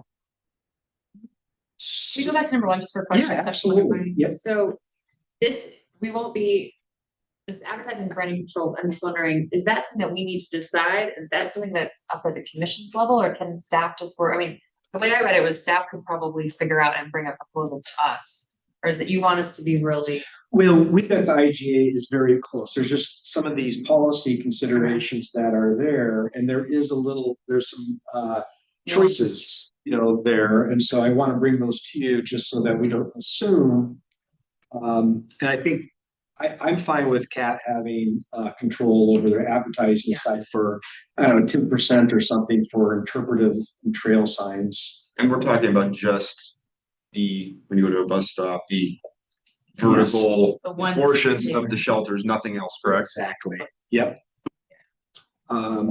So I'll zip through these other ones. So as far as the first right of refusal for one of those kiosks, that's to be determined, but because we don't know where the actual space is going to be, but that could be an option for. Is everybody good with that? Yeah. Okay. And then 3, cost sharing for shared offsite improvements. So, as the development occurs, there may be opportunities or things that happen where there could be an offsite outside of their leasehold that could benefit both sides. And so just want to make sure that you're aware of that. And do we just want to take a look at those on a case-by-case basis? That would be my preference. Yeah. Great.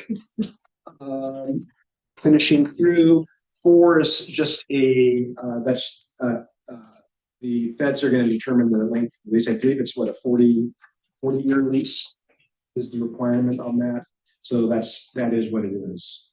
Though the important thing there is if for some reason if the port in the future said, hey, we've got a higher and better use, the port's going to be on the hook for relocating us. Okay. So just want to make sure that everybody understands that. Amy, yes. And the cost of that we had put. Yeah. And then coming back, I think maybe to you, Heather, the port review and the role of design. So the current IGA provides the port reasonable approval for the siding footprint, the architecture materials, those types of things. So does the commission desire some type of aesthetics or design board, or do you want to delegate that to the staff level with the commission liaison? What's great is that CAT people have to live here too, so like they're not. Yes. So I think that the staff, my opinion, which is very, 1 of 5, but my opinion is just keep it the lowest level. And the biggest question that I had as far as the language in this was that this is a CAP project that will be occurring within a port project. But at the end of the day, it's a port project. And so, but CAT's gonna do their own design, they're gonna all that through us, but I think they have it figured out now that some of these things easier can be done case by case and can be on, a lot of it at staff level too. So. Perfect. And then there's whoever the commission liaison will obviously be kept up to speed on that. Okay, and then item 6, public restroom and maintenance. So maintenance responsibilities for public amenities remain to be finalized. And so obviously the area is going to need to be maintained and taken care of by CAT. And so I'm assuming that that's where the commission would want to be versus any kind of cost sharing. Okay. I guess it just depends on who the users are, right? I mean, if there's going to be, is there a plan for there to be a public restroom at this transit? Likely in a future phase, their initial phase, not the moment, but Yeah. I would assume depending on the growth down there that there would likely be some sort of restroom nearby or something that would be needed. Yeah, we're probably gonna do it too as part of some development in the future, so maybe being open to a cost share as we see what happens. Yeah. And that could be almost a component of the lease. Yeah. Great. I don't want to close any doors there. Yeah. That's all. Joint participation. Perfect. Okay, I think that's all safe for the public restrooms and maintenance, that we can make that a part of a future lease. Okay, any other thoughts on the IGA? Otherwise, I think Amy's gonna be taking this and having a similar discussion with her board tomorrow. Okay, so very timely, but I think we'll discuss their thoughts and hopefully we can bring this back to you in December. Excited to move forward on it. Thank you, Amy. Thank you, Amy. Appreciate it. Okay, on to maritime property opportunities. So we're getting ahead here on a property opportunity at Maritime. So yeah, located just on the west side of Waterfront Park. It's a 2.8 acre site. So in the spirit of the port's mission of economic development and our goal of creating net revenue, this property really is a prime space for that. It's currently leased by Hood River Distillery. And so they've been really solid tenants using that space. Their lease goes through June 30th of 2029. So we do have some time to kind of figure out what's next for this particular property. But today wanted to just kind of seek commission feedback on how you'd like us to proceed in doing this. I will note that in another planning item that we'll be discussing about Marina East and West, kind of thinking towards requests for development, interest, and perhaps depending on the commission's direction for Marina East and West, we may be able to mirror what worked well in that process should you direct us to move forward on that. I will say that kind of from a financial consideration, currently the Maritime building does perform quite well. Debbie's shown that in our financial documents. So, in FY25, it's about $311,000 we're receiving in revenue. And kind of comparing that to the cost of waterfront recreation in this area is about $376,000. And so all that being said, the current lease in the current condition is providing revenue. So using that just as a baseline for the potential for substantially more going forward in a way that could help offset the cost and pay for the recreation components in the waterfront area and some future improvements as well. That site is also set up with the new parking lot immediately adjacent to it. And so that there's always consideration around how will parking function in this area. And so that new parking lot kind of opens up an opportunity to support a future development in that area as well. And then Commission, this better than I do, given your history, but there's been a number of different development proposals over the years for this site. And so I just want to kind of, again, get direction on how you would like us to proceed and start planning around this. So I guess first and foremost, do you see value in us proceeding with a development opportunity process around this? And also, given that we are early, are there types of uses that the commission is most interested in for us to start exploring?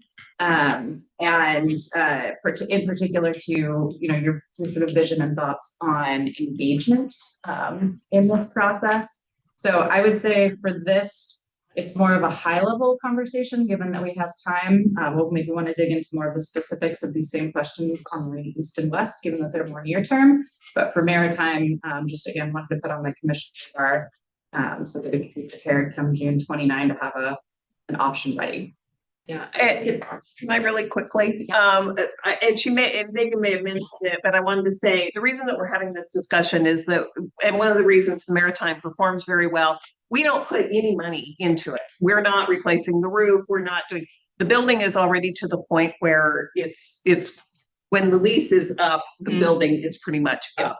So we can't continue with what we're doing now. So that's why we're saying since we can't continue with what we're doing now, what should we do? Yeah. So I just wanted to throw that out there. Thanks. I was just gonna say, it's such a bummer when you're walking along the beautiful waterfront park and then you get to the Maritime and it's just like, is it dark water or is it? So the faster we can implode that and something different, the better. So I think the real question is, looking at it and what kinds of, not specifically, we're probably not gonna build anything, let's be honest. What kind of lease proposals are we interested in the future? Is it somebody building wings or somebody doing something more recreational, like somebody doing sort of, Yeah. probably what we need to know. I feel like this would be a priority on public access on the riverside. Of course. And Yeah. So park whatever- like setting. Yeah, whatever deal we we arrive at there should beautify and enhance that trail area. Yeah. And improve the experience there. That said, my own thing that I've been thinking about for the last few years is I know so many people who are very talented, very educated, love to live in the gorge, but they're like, yeah, there's no jobs there. You know, how do people manage to live here? So a lot of people work from home or have some other kind of, you know, thing. There's all sorts of, like I said, very smart, talented people who would like to be here. So if you could convince, you know, a big tech company to put a little campus there to create, you know, a couple hundred highly compensated jobs, that could be a huge boost to the community, and have, you know, knock-on effects to property tax base and all sorts of other things too. So, you know, and a lot of tech businesses they're quiet, they don't generate environmental, you know, garbage. A warehouse is not the highest and best use. In a perfect world, maybe just turning that into a lovely parkland would be awesome, but we all know that how do we pay for parkland? So to me, I feel like we need to float this idea to the kind of companies that would put a lot of good jobs there. With the idea that then the port's income from that lease would then really underwrite our recreational opportunities on the waterfront. So that's my thoughts right now, but I'm open-minded. In June of 26, when that lease is up, correct? 29 for marriage. 29, okay. Yeah. If we do not have a plan, we cannot, like, is it a safety issue? We cannot let them have access to the building anymore after that point. I know it's not advisable, but Sure. I'm just saying, like, I could be, and the reason I say that is, you know, I've been saying for a while that I want to look at this waterfront area as a comprehensive look. And so the thing that I fear of is, you know, we're talking about the maritime and the east and the west, and we're compartmentalizing these things, when I think that this is the time when we should be saying, this is when we need to get the committee together to look at the overall comprehensive waterfront management plan. You know, you look at the proximity of the maritime to the hook. Is there beautification things that we could look at, funding things that could increase parklands around the hook? I mean, I just think that this is the time to open up that broader conversation and, you know, see if there's larger campuses that Right. are interested in the gorge. There's been a couple of proposals for some tech campuses, but it was more of they wanted to build the campus, but they didn't necessarily have a tenant that immediately wanted to move in. And I think that's not necessarily ideal. So I feel like this is the prime time for us to say, let's get a committee together. Let's start looking at what could happen. What do we want to see the vision? How do we want the flow of the walkers? That's my opinion. Now, I don't want to say what's gonna go there. I'm the newest commissioner, so as of 2029, the building is not intact, you can't continue. Yeah, it's reaching the end of its End of useful life. life. Yeah, okay, Great. yeah, So we've got a couple that's my of only years. question. Yeah. Well, your goal is, I think it's a great idea. Your goal is to have a lease in place by 29. Yeah. That's pretty, That- that's a great runway right now. Yeah. We're having this conversation, so thank you. Your church. Yeah, and I'll also add, you know, given that it is right along the waterfront, there's a lot of work that takes a lot of lead time just with different permitting organizations. So if you're comfortable, we can start to, in addition to kind of the broader vision, exploring what those permitting requirements would be and getting ahead of that too, so that we're not caught flat-footed when we have the idea and then we have to wait a certain amount of time. goals. So does that sound like direction, or does that sound like something we're gonna hear the exact same thing at spring planning? Or do you want a little more specific? Well, I'm hearing, the comprehensive plan for the entire waterfront. Form a committee to take a look at the recreational opportunities and then the job creation that comes with the lease. So it could be a planning focus, through our strategic business plan that's coming up. Yeah, and I think it's fine to phase out when you say comprehensive waterfront plan, I think it's fine to phase it out and say, we have this natural section here and this natural section. I just don't want to look at it as we have this lot here that's next to this lot. Let's look at both lots instead of one and then the other. So Do you think design, if you're looking at a comprehensive plan like that, are you interested in things like design review potentially? I think design review is probably far down the road. Yeah. I think more of, like Tor said, what businesses are interested. We should probably give Megan free rein to start looking at How long does Jensen have left? the permitting and everything. I think Jensen needs to be a part of the conversation. It has to be. I'm just curious if it's 10 years, which I know is longer than that, or 50, and then whatever.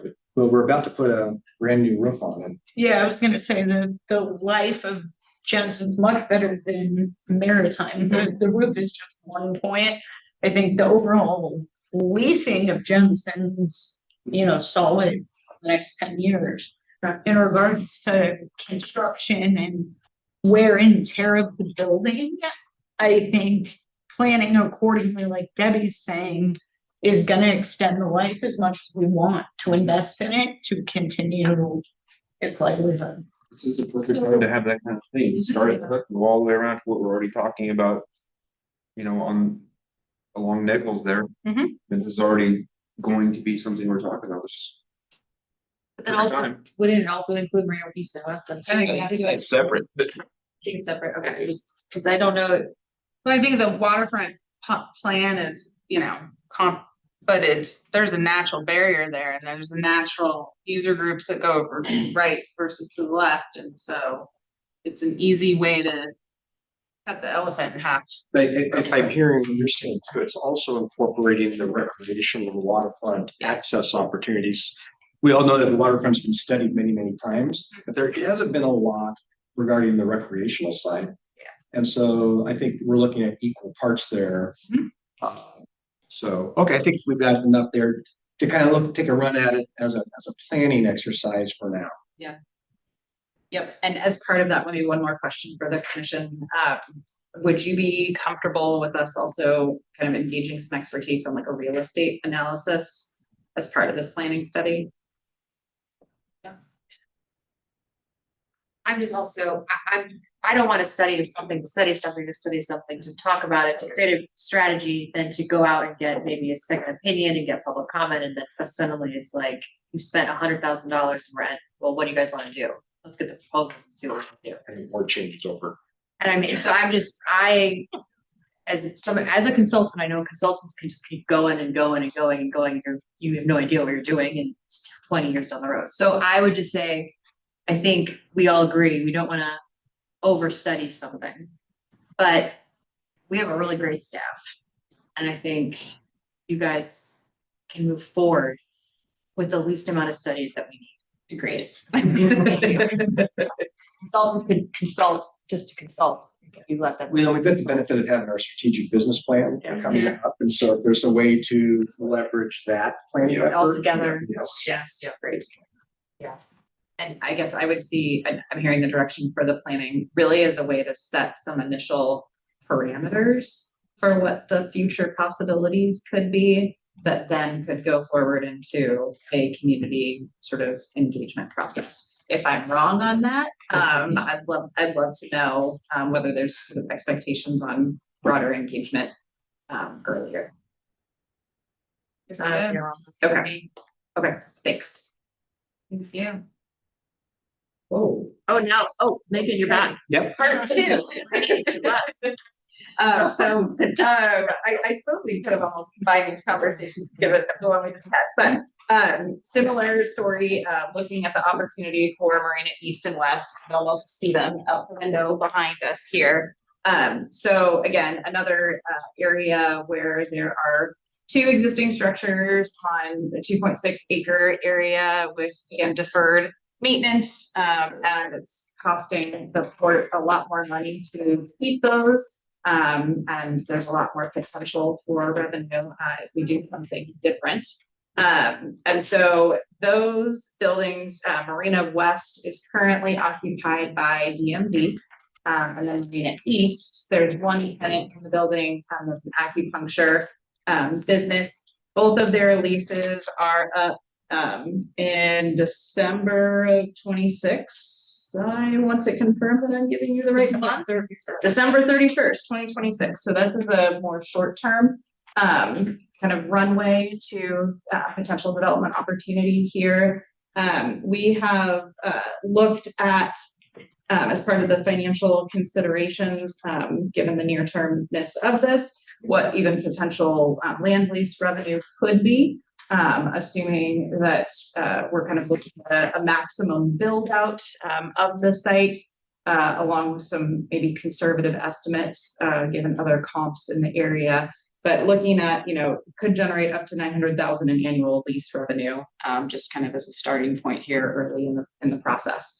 So substantial opportunity here, particularly given that right now, we're losing about $100,000 a year with the current buildings as they are. So in the packet, you will see a number of pages with different renderings that are meant to demonstrate potential configurations of what a maximum build out of this site could be. So there's a couple images that show what it looks like if it were sort of one building, kind of maxing out the floor area ratio there. There's a couple different orientations, and then an option if there's two buildings. I want to be really clear that these are just to be conceptual and to show general order of magnitude. This is not a staff recommendation, not taking it as commission direction, but just kind of as a start to the conversation. So should the commission want us to proceed, we would take this work and start to identify some potential scenarios for types of uses. So we'd love to hear from the commission on what types of uses you see as being of interest here as well. And then we would proceed in preparing a request for developer interest as well, to kind of proceed and then using those scenarios to set the parameters again for what we'd be looking for from the Ports Commission standpoint. So I'll pause there and see if you have any questions on the materials. I know it's a lot, but yeah. Curious on your thoughts. Just for a starting point, obviously the magnitude of having one giant building would dwarf the marina. And I would just really upset everybody. And just to throw an idea out of what I think would be amazing down there is some sort of think like Victoria Kalama did, like a marketplace that has, I can show you the picture. Oh, It yeah, has- Port Kalama, that's cool. Yeah, That's really cool. yeah, it has vendors, event spaces, pop-up markets. Yeah, that's super cool. It's really a beautiful building, which would a lot of businesses could use. And It could be a flex space as well. could have the event area could be a flex space. Yeah, I would say I agree that if we are gonna do a single building, architecturally, it does need a lot of breakup. But I definitely see, because of its proximity to the marina with the boats and the sailing, and it's such, it's calm waters, it's a nice area. Having it be a very, a building obviously, but having it have a lot of public spaces and public breezeways and things for people to hang out on. And I definitely want to make sure that we maximize proximity to the water.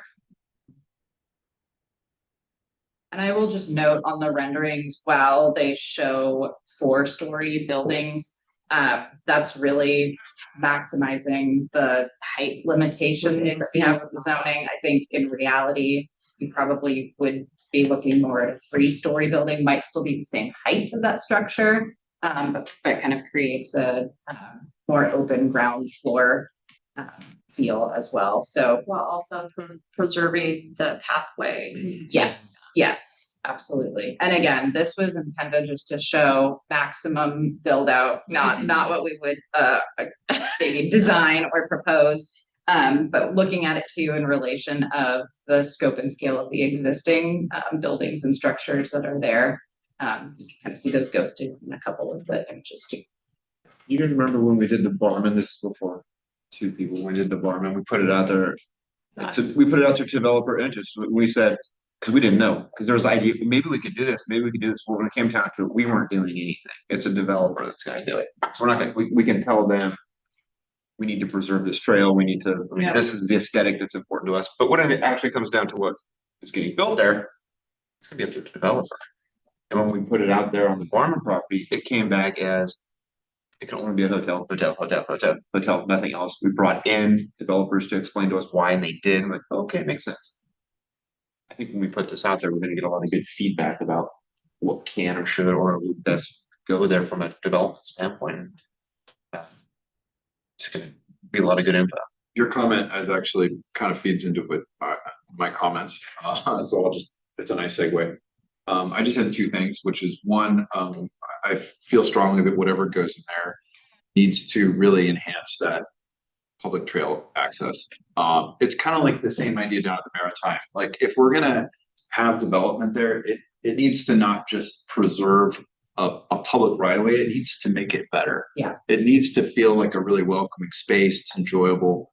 And obviously that trail there is really key. It's gonna tie into the pedestrian and bike on a bridge. Yes. So it needs to be kind of awesome.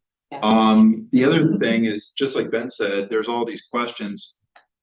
You know, I could make a dream list of what I'd like, but what's really gonna happen is we're gonna put it out there and we're gonna get a whole bunch of proposals and then we're gonna take our criteria and try to figure out what's best. So I'm thinking more in terms of criteria. Like my criteria are, does it promote economic development? Number 1. 2, what is the public benefit or quality of life aspect? Number 2. 3, income to the port to help support the waterfront. And number 4, aesthetics.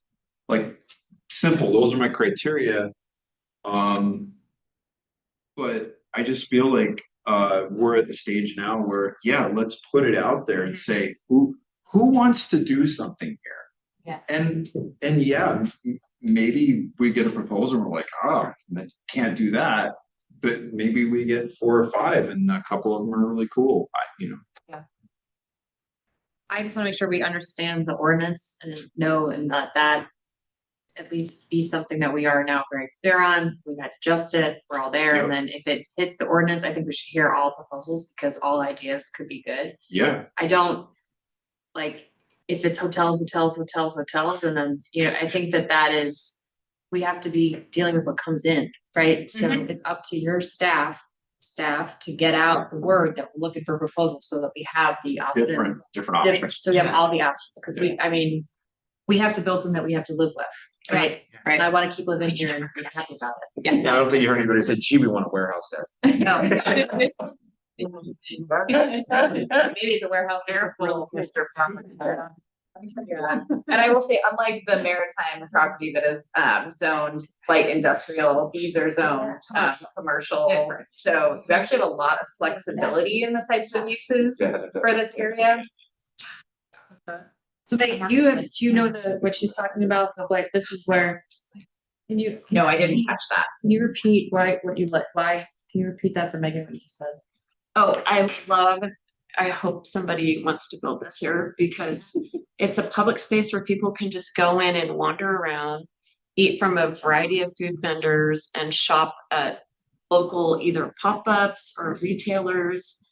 and also use flex spaces for different things. So it would just be like building for our community. Cool. And it also would be a place for startup businesses. When the building's artistic. Yeah. It lets light through, it's a view corridor, it could really be a nice balance. I love it. We like pretty stuff. Yeah, light. Yeah, let's get it out. Let's see. Okay. The schedule that she's got in her staff memo, should we Yeah, follow it? Perfect. all right, that was my last question, thank you. Yeah, sorry. If that could just be one building, we could have two buildings. Have as many. Yeah, right, well, we will get started on putting together the request for developer interest. Bring updates back to you, and obviously we'll bring that RFPA to you before it goes out, so you can find all the buttons left. Thank you.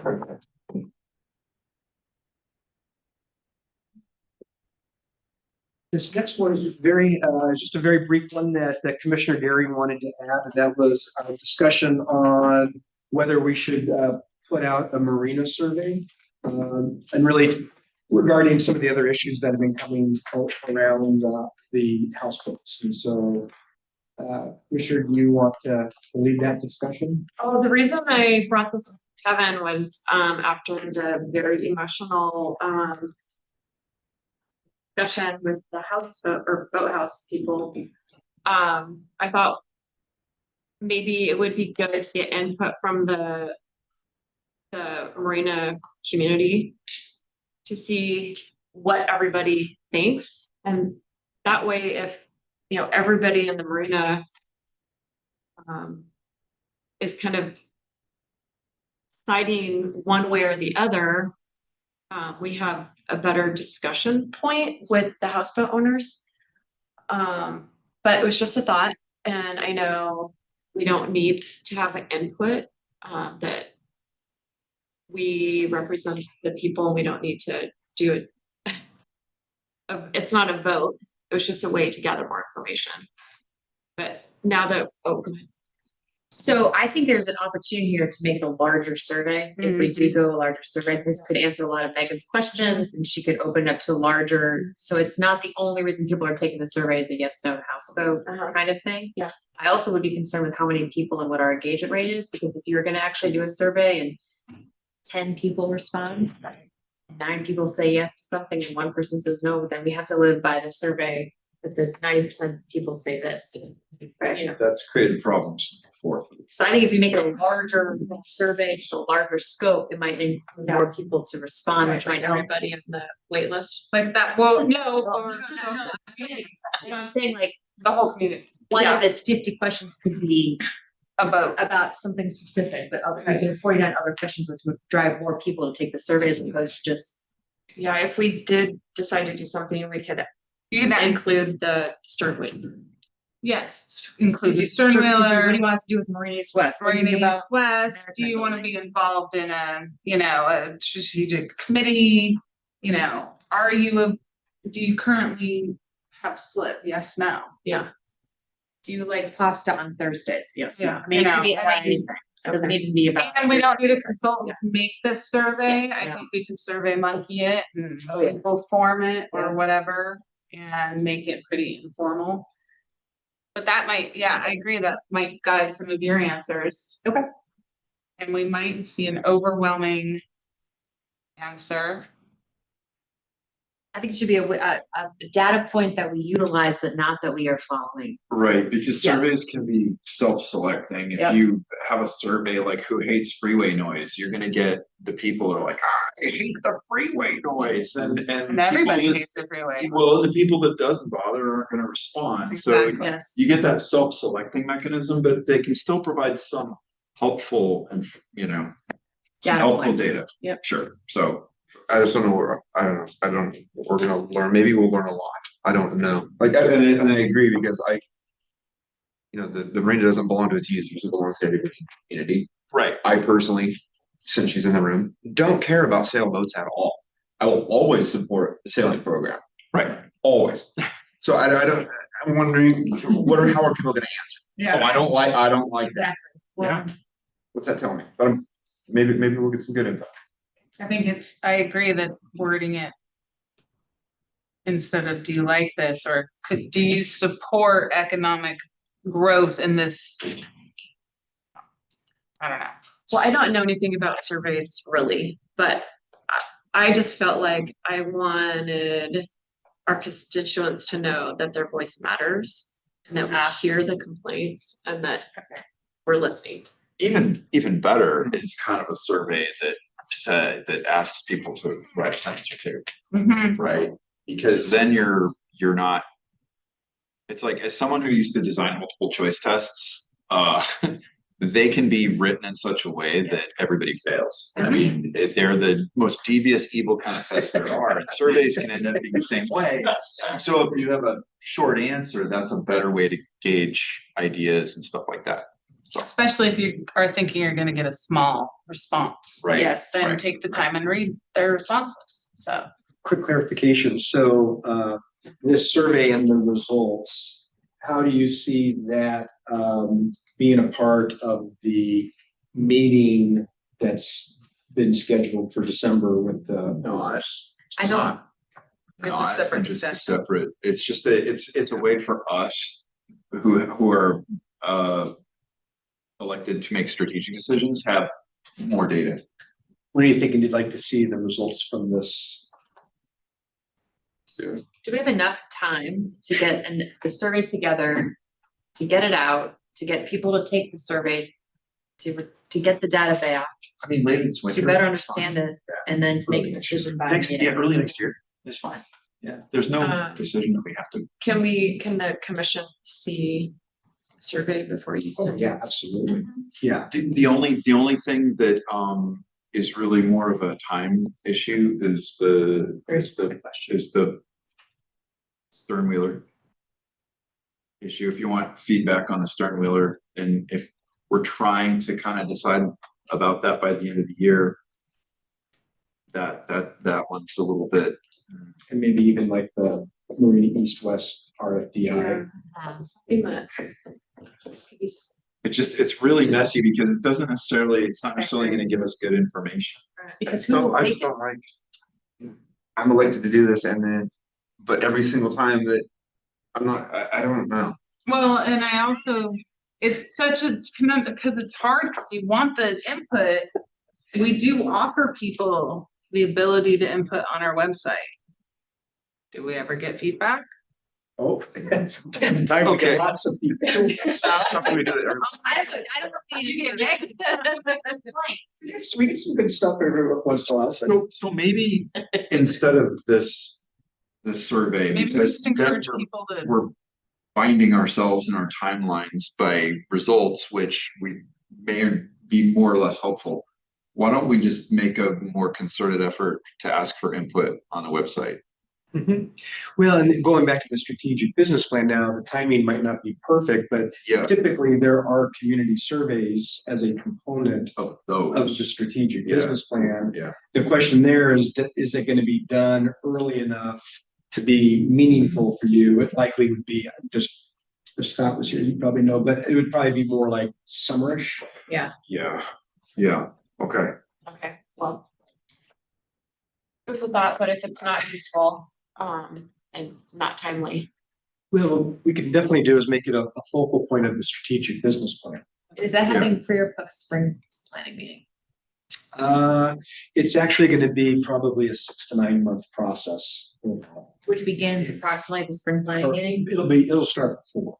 So we could do this first that, but I don't know if we can get it. I know it was brought up for the specific topic, but you could do it if you want more information. And also, I think again, something that's a guidance, not like a. Yeah. Okay, that's helpful. Okay. Thank you. Super. The answer things. Cut it off. Big 7. Wow. All right, so obviously we have the big 7 building, which is, you know, more recently full of lots of art tenants. We have Industrial Street Studios, Clay Commons, Old Ceramics, Blue Mountain is there, North Shore. It's starting finally to start generating revenue. quite possibly, my understanding is for the first time. I know that there was talk of selling it. I underwrote the property and, you know, the projected sale price at this particular second, if you were to let it go as it is, best case scenario is 2.4 million at like a 7 cap, which 7% cap rate on a Class C building is pretty standard. That being said, there's a portion of Big 7 that is unleasable due to somewhat water intrusion. It is wanted by certain tenants, but continues to be somewhat of an eyesore to the building. We can't use it. We can't generate income while it's a problem. My recommendation is to not sell it until we can at least figure out what's wrong in that area and then determine if we can lease it or we can fix it and lease it and make it make sense financially. I think allowing it to be sold right this second would leave a lot of money on the table. That could possibly be quite income generating for the port 2-3 years from now. So what I would like to see happen and ask for ideas on is to get, for the first time, a commercial inspection to look at the entire building. Does 2 things. One, it creates what Debbie has been asking for. And hey, these are red flag items that we need to take care of, or worst case scenario, be aware of at the time of sale. And it allows us to potentially fix what can be fixed reasonably and then benefit from being able to lease. So I would like to know, do we sell it right now? It's semi-full. And then if we're not gonna sell it, is a commercial inspection something you guys would like to proceed with? Makes sense. I mean, we can have it 100% leased if that's fixed. Could we start with a commercial inspection on this building with the caveat that we would like to do it to the other buildings, so then we have. You understand what I'm saying? So. Yeah, so in an ideal scenario, I'd like to get these commercial inspections done on all of our buildings. Yeah. For Debbie's benefit and for ours, for our tenants. I think to know what is at the forefront of needing to be taken care of is essential in creating good places for our tenants to thrive. And if we have good buildings well taken care of, good tenancy comes with that, and thus great relationships with our community. And at least if we find out that there's an albatross hanging around our neck, we'll know the size of it. Correct. Ryan, is that giant motor still sitting on top of that building? Yeah, remember that? Which one? The Big 7? Yes. Why don't we sell that? Isn't there also a motor inside the? There's some other stuff. Yes. There's stuff that we should just sell. Correct. Yes. Correct. There's a lot going on. Yeah. We're all. There's weird stuff in that building. Yeah, it's a It's very valuable to unique somebody. building. Yes. Yeah, it's a very unique building. Is there anything weird? It's unique. Is there anything that you're gonna find that is like, are we scared of what we're gonna find? I, No, that's kind of like, that's a great question and you have to disclose what you find if it's. correct. But not knowing what we don't have is almost as big of a risk as knowing. Because we go to market at 2.4 million, find out there's a $500,000 catastrophic something wrong. Then we're selling building for under 2 million because we didn't fix it. Yeah. And knowing is half the battle, right? And then you decide to sell based on something big going on, then it becomes a negotiation standpoint for a potential buyer as opposed to going in uneducated. Yeah, because the buyer's gonna have an inspection. Correct. They're gonna find out about it. And so it's easier if we know upfront about it. Yeah. Whatever you wanna do. Yeah. Yeah. It's late in the meeting, right? This is where you get what you want. Yep. Strategically place that. Okay, the next one's, lower mill proceeds. How do you guys want to use those proceeds once everything's closed? No, I already gave them the best. Not mine. We have internal controls that will prohibit that, so. Next. Like to make a proposal that we earmark 500,000 for the airport building project and shovel the rest of it into the roundabout. Second that. That- To take a vote? No, we just talked about We just talked about it. And is that 500 good for the match that you guys are gonna need up there? We're going to Get you need, there. we're going to need a 20% match for any EDA money, and that will help. And that commitment, showing that commitment is also going to help on the community fundraising side. And 5 is enough. Will it be enough at the end of the day after we? Boy, I hope so, but it might not be. Okay.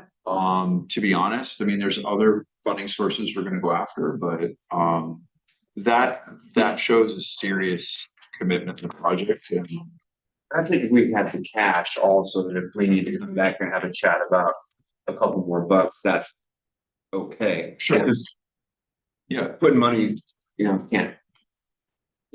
Yeah. I'm definitely. yeah, I think that's a I reasonable like your amount. marking.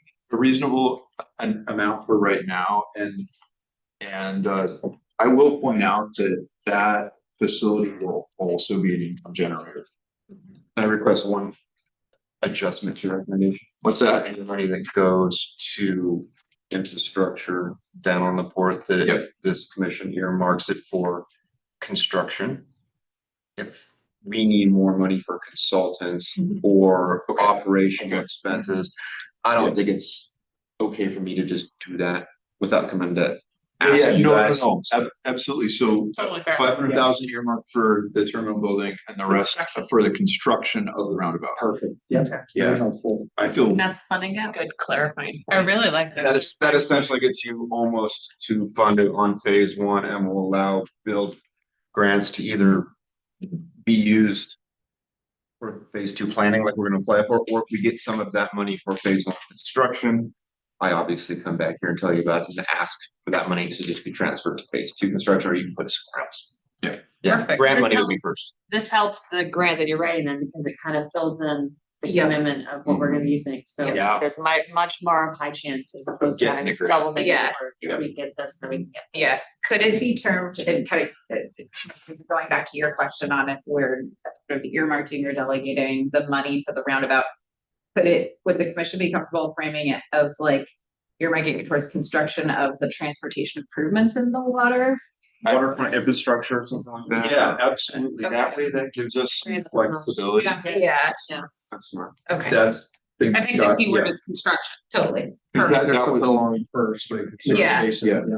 Great, okay. Great, okay, thank you. Next one, okay, so this is the Indian Creek Trail. So, we've had some issues out on that facility, it doesn't fit neatly within our portfolio.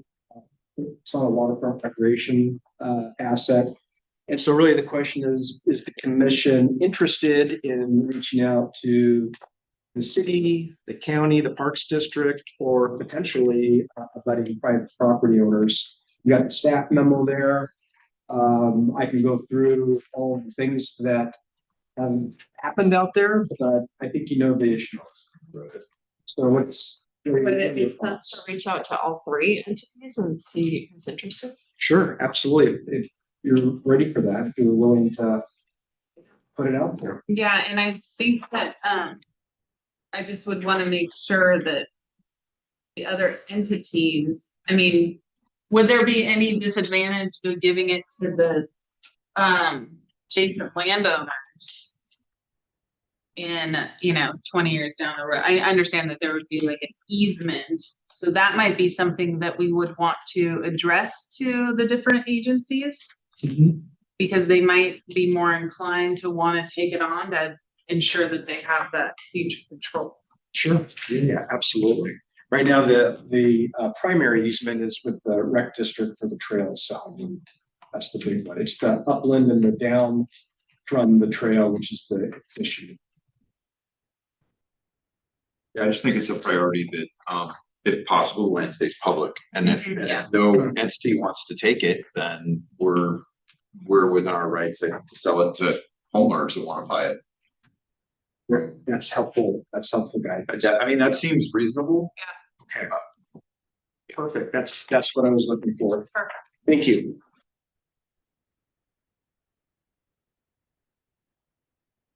Debbie. Yeah, so I wrote this memo prior to deciding to have it on executive session, and so then I said, should I pull this? And and Kevin said no, because we will still need to talk about if there's any decisions to be made. We have to talk about that obviously in public meeting.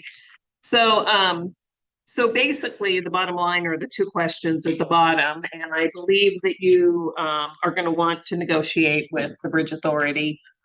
We haven't obviously seen And we did form a committee, Yeah. right? and well, but you have to do it actually in a public meeting, so. This is a public meeting. This is a public meeting, so it doesn't really require a vote, it's just that I know you do want to have a committee, so. And so if you want to say that. the committee Yeah, is- so the commission, I move that we form a committee, be a liaison for the bridge or negotiations. And go ahead and say that. Consisting of Amanda and Commissioner Eifert. Great. Well, she made a motion, so Oh, I I know. need to be seconded. I'll second it. Okay, Aye. any other discussion? Yeah, right, discussion. All in favor? Robert's rule. okay. All opposed? I was the only one that voted, I know. There were no nays. Okay, it's obviously getting late, and unfortunately, the next topic, well, I don't know what you guys want to do with the next topic, so. Well, I think my idea is the best. So, so do you want to move, should we move forward then with getting a traffic engineer to take a look at this and tell us what's the best idea to? Because I am a little nervous about reopening the center lanes and having that merge afterwards. I feel like we keep making these reactionary decisions. Let's pull the toll, let's pull the thing, let's get an employee. I want to put the pause on. And get someone to say, here's how we phase out of our bridge. And can we maybe look at some aspects that we could phase towards the new bridge? Like, would a tolling company want to come in here and help us with a small interim tolling, the change in the bucket, how they have it at other places where you can throw the change in and it counts it or whatever. I mean, if we're looking at a company that could potentially do the future bridge tolling, could they potentially have a short-term solution for one of our problems? I just want to slow down on keeping making lots of changes. Yeah, I think, and I think the reason that Commissioner Euring brought this up is that we are inundated with issues. And so we're trying, I don't know that, well, yes, we are being reactionary, but I think because the toll booth has only been closed for 7.5 months, we're still going through that process of learning from the fallout. And so I do feel like we have to tell the public we're doing something. Do you know those signs that are like, they're not fabric, but they're like fabric, they're like Mylar or whatever, they're fairly cheap to have printed up and you can do big ones. How about just a big massive sign that is across where the booth is that says electronic tolling? Well, and that actually was one of staff's recommendations is to completely board up the toll booth and put a. You don't have to spend a lot of money. No. Boarding it up. Ugh. I mean, just. Well, no, just I one think of we those- think of plywood over it and a big sign. Yeah, I mean, Okay, so something was cheap. the merging an issue when the toll booth was open? Yes, but it was on, yes, and it was on that side, and at that point, people were completely stopped in the toll booth, but then they would speed up and then the other side would try to beat them. And so I got complaints constantly from the people that worked in the toll booth saying, somebody's gonna get killed in this, but there really wasn't much that we could do about it. Right, and so now the merge is before the toll booth. We still get complaints about it from Yeah. But at public. least there's not the blind spot of the toll. That's here. what worries me is the blind spot. Yeah, but having that sign inside the toll booth with a bunch of information, that's That all needs. misleading to people. They're like, oh, what? Accident there from merging? Not that I know of. Not a problem.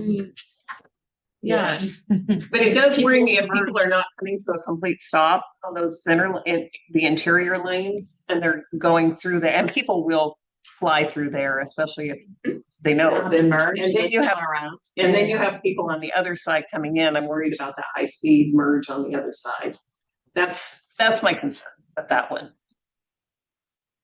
I like the idea. What if the outside lane was, we put the gates back on the outside lanes, and that's the one where people have to slow down and read the sign that says pay by mail.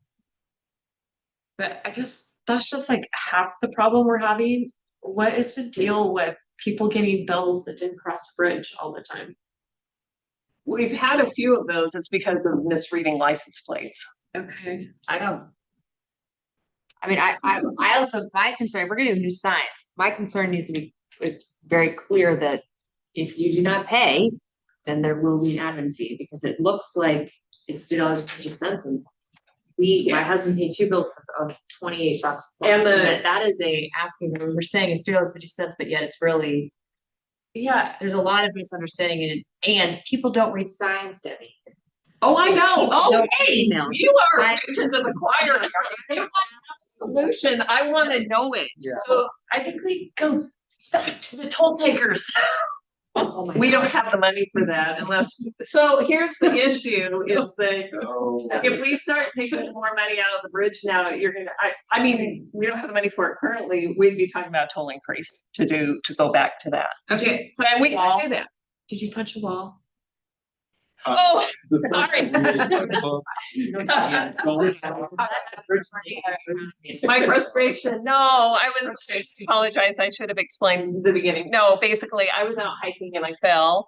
And I fell and caught my whole weight on, and I fell against the road, so I hit the asphalt and I broke 2 bones in my hand. So I see it happened on Saturday, I see an orthopedic surgeon tomorrow, and I'm hoping that surgery is not necessary. I don't even like when they told me that, but. okay, so I have a couple questions. Catherine, on the bridge, has the bridge people, authority discussed their tolling system? Yes, Are they in negotiations with a tolling company? not yet.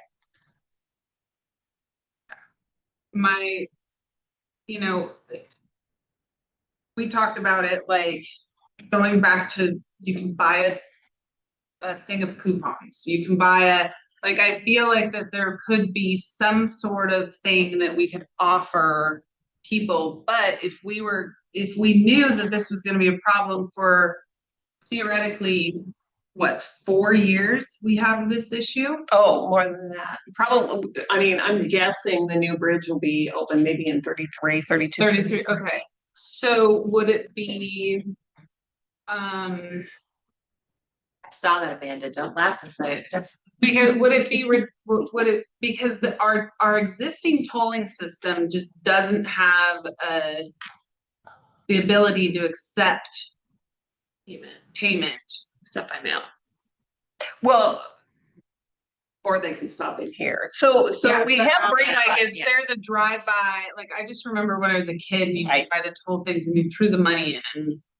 And I'm just wondering if if we could reach out to a company. So, well, we talked about this now, the conservations don't work as well, and so you're holding up traffic.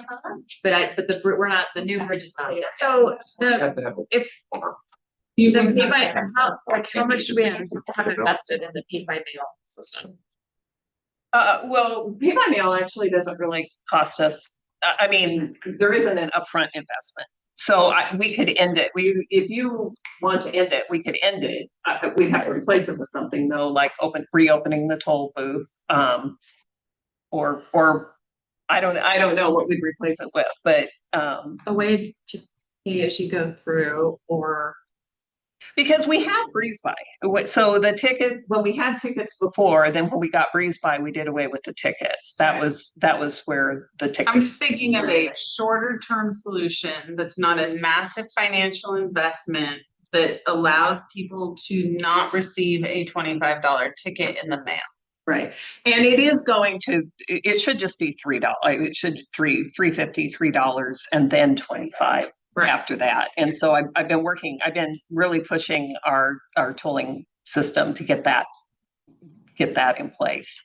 And we don't want arms. We don't want arms. We don't want Take away all the. But I feel like, I mean, we have passport parking downtown where someone can go in and put in their license and pay by the hour. Isn't there a? They can, you can prepay, you can pay when you go. But someone has to actually come in here. Well, no, you can go online and pay it online before you cross. But if I'm coming from Georgia. And then you can pay right after you cross, you can go online and do it. How am I gonna? You still don't get a, You put your license plate number in. and the system knows that you paid. But I weird that on the sign that we have, like, I'm just saying. I know, but you just told me nobody reads signs. I know. I'm not saying that, yeah, it's. I think that I read a bunch of reviews and said they got a letter from a collections agency was their first notice. Yeah, that was mine. And then they called the collection agency and they said there's nothing we can do about it. And so they end up paying huge fines. Well, they need to call the court, but because we have been working with people. But people are saying, I don't know what is happening. The post office tells us that these first ones are being delivered. That when it's $3.50, the post office says those are delivered because when the mail company mails them out, then those get registered with the post office and they say they are being delivered. Yeah, I just feel like we should not rely on an outside source because it's creating way too many complaints for you guys. Well, we can't process them in-house. I know. And that's another thing. For all the complaints we get, we are processing hundreds of thousands of transactions that are just going through of the pay by mail. Hundreds of thousands of them are going through just straight through people are figuring it out. So I don't know what the actual percent. I know we're getting a lot of complaints. Trust me, I know. But I don't know what percent that is of our total crossings that are. Here's what I want to know. I'd want to know with agencies that run similar bridges, what percentage, what are their percentages? If their percentages are just like ours, they're just like, hey, tough, it's always going to be like that, and you're not really going to be able to improve it, then we're just stirring the pot for no good reason here. Yeah, and I have talked to WashDOT because they have a lot of facilities, and I do hear from a lot of people that say that they went through a facility in Washington and didn't know they all of a sudden got a letter in the mail. Sure. I've talked to a lot of people that have said that. And then the Golden Gate Bridge, I've talked to some people down there as well. Now, I think that the one advantage that both of those places have is that they have a number of toll facilities in the area. Yeah. Whereas here, we're out in the middle of nowhere and all of a sudden you come up on a toll bridge. Yeah. So I think we're unique in that sense. I just thought maybe putting some little flashing lights on the top of the sign to get people to look at it. Yeah. Yeah. Can we have a stop gate with the credit card thing and People break the stop. Well, and it the breaks all the time. No, No, we can. and I Like actually lots of last week. He's gonna go fix it. Yeah, right. Okay, so I have, in the essence of time, because someone has a birthday party, can't be late. I noticed that there's still a sign in the center, which I do agree is very confusing. Yeah. Could we remove that sign and in the very, very short term, I like your idea, big banner with the hole so the wind doesn't do it, that just says, that spans from the toll booth over to the barrier that says pay online, not pay by mail. Yeah. Okay. Say pay online, portahoodriver.com. Okay. Yeah.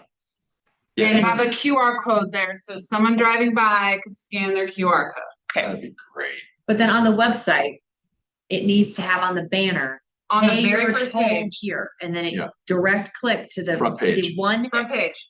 click though, it needs to be one click, because if your people are having to click, click, click, click, That's where click. the QR code would take come in handy. But that's just right to the payment, Right, not yep. to like the Port of Hood River where I gotta find for the pay. Yep, Because okay. the Port of Hood River website is not the Friendliest.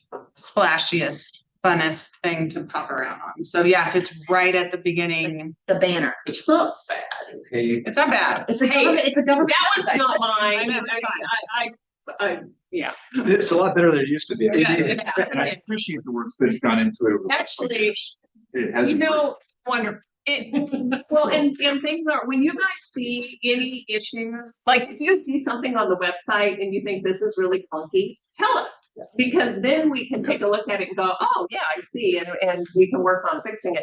If you guys just go, oh, this, this is really clunky, but then we don't know, right? We don't know to fix it, so please let us know. Do you guys have consensus on One that? more thing, Yes. I know we're trying to get that out of here, but what if it looks so ugly with all the Jersey barriers and everything?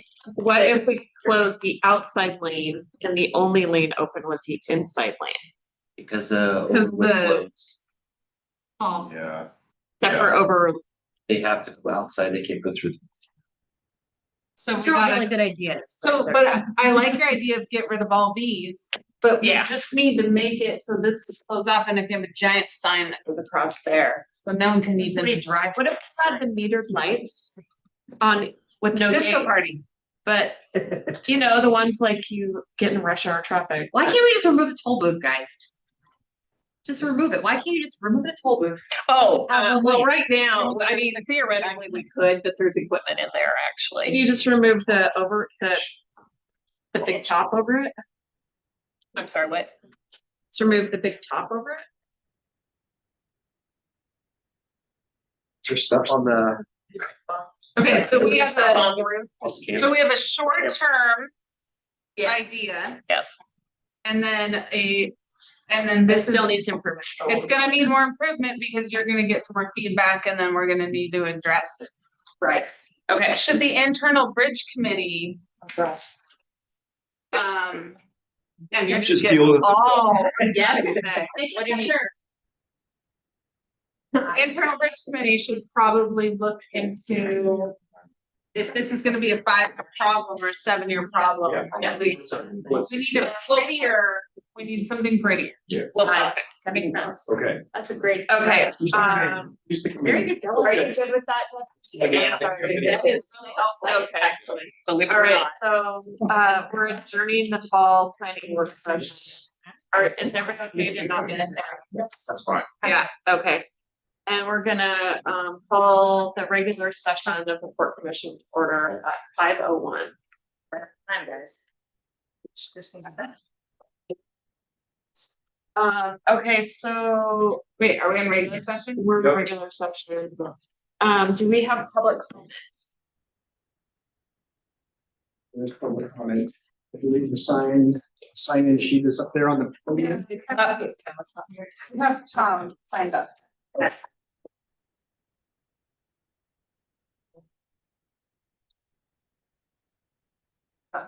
Okay, I'll make this quick. I spoke with Kevin Sunday and Sunday night, morning, and we discussed the transactions that we have come to completion on, or that we still have in the pipeline, are going to be seen through by me. But you guys are all looking to fire me from what I understand.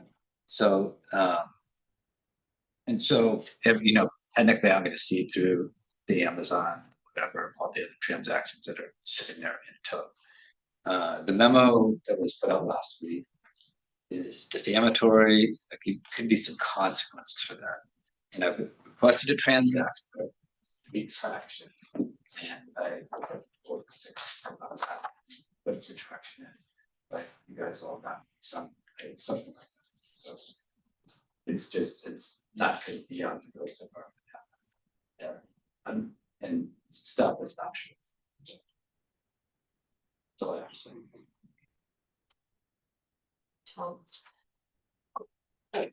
Heather? I'm sorry, Jamie did want to sign up for regular session. Oh, sorry. She didn't get a chance to sign in. It's all right. And I guess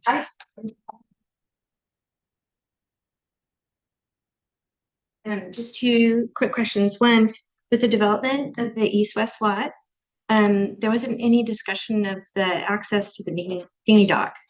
We use the dinghy dock, but a lot of other people do too.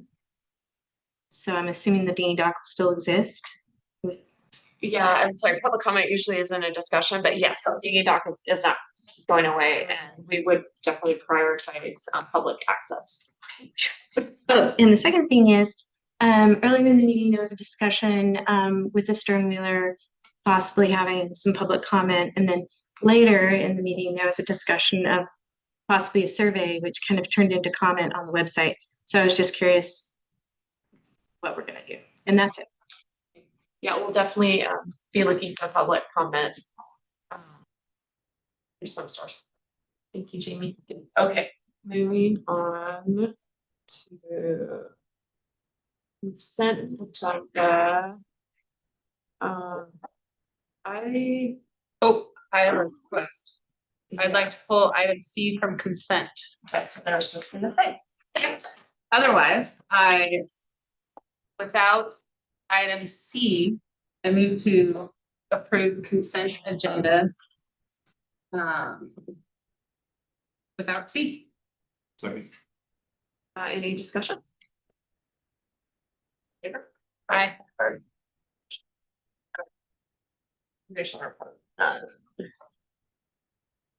So maybe we can go straight to discussing item C.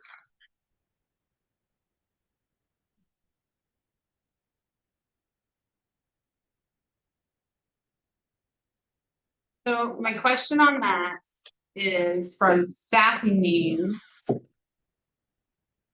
Doesn't our statute allow for, since we have two people that are about to be on maternity, we don't need to give you approval to fill that position temporarily, do we? Well, I guess I don't know exactly where, at what point I have to come to commission, but I would feel like I need to talk to you because the people that will be out will be on paid leave. So this will be a budget increase, and I'll be coming back actually in December to ask for additional budget capacity for this, but I want to make sure I'm going to get this position before I come back to you. So we'll need to increase the budget for the amount that this temp person is going to cost while two people are out on maternity leave. So it's kind of that gray area, and I always want to make sure I'm erring on the side of transparency, that you know what's going on. So my question would be, could we potentially, you're asking for a full-time person to deal with some complaints and things. Obviously we want to correct those complaints, so we aren't needing a full-time person to deal with those complaints. Sounds like we might need a temporary person to help with some backfill. I know that Ben has spoken over the years about making sure that we're adequately staffed.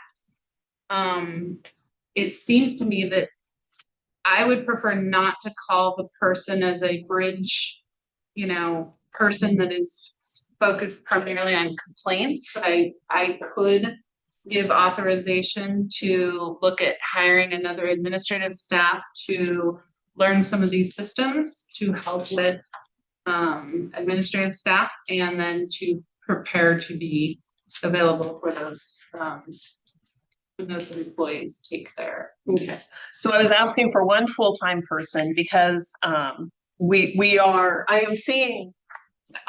had a plan when we closed the toll booth that a lot of these services would be contracted out, and they have been.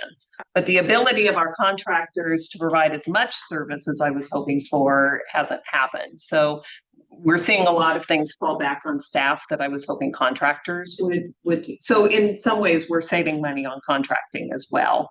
But we do have the need for someone to, it's not just complaints. I mean, it's the full range of helping people that walk through the door and taking phone calls, just regular phone calls and processing payments because we're obviously getting more checks now. I mean, there's a full range of duties that we need this person for.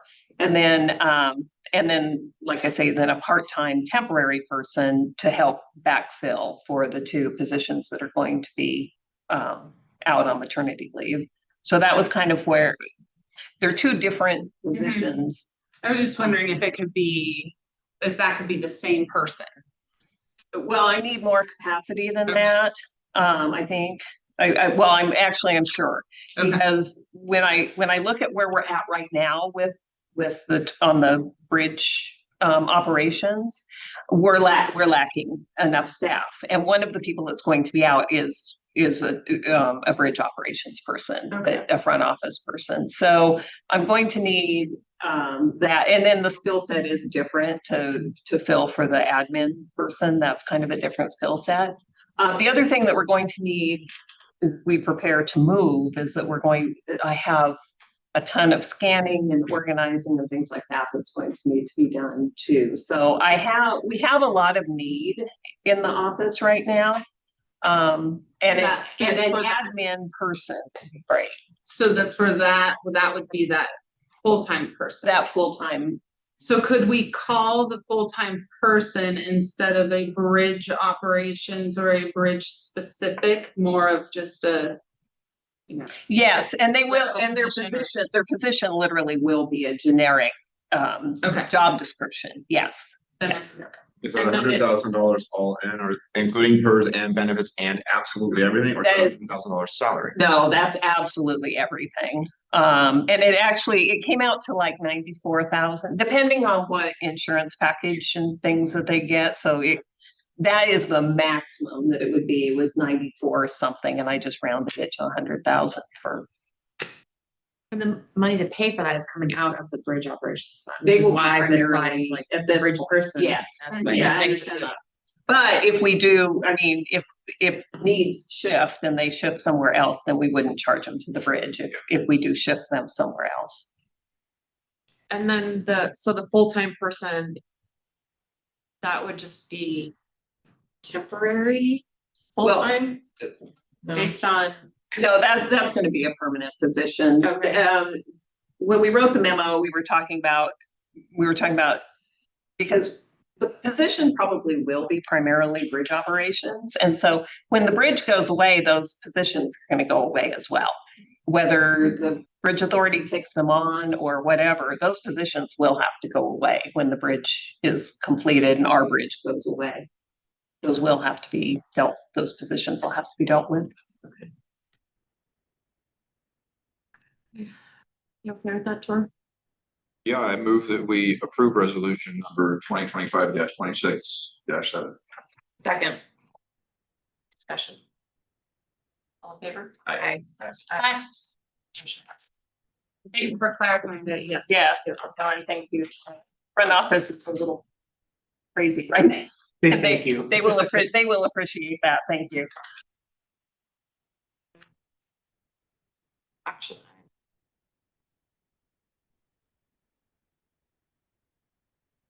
Thank you for submitting Christy's so got long. the foundation recommendation that I got it. I agree with. Okay. Thanks staff for everything today. Participation in the bike head action. Yes. Yeah,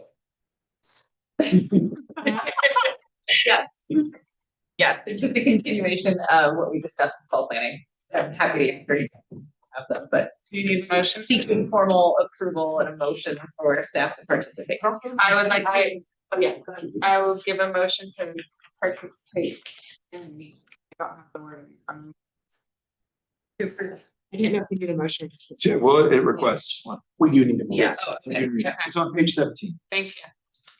Can I give a approved report staff participation for the White Salmon Bridge Authority's Action Plan Committee and request inclusion of the roundabout, First Street realignment projects in the action plan.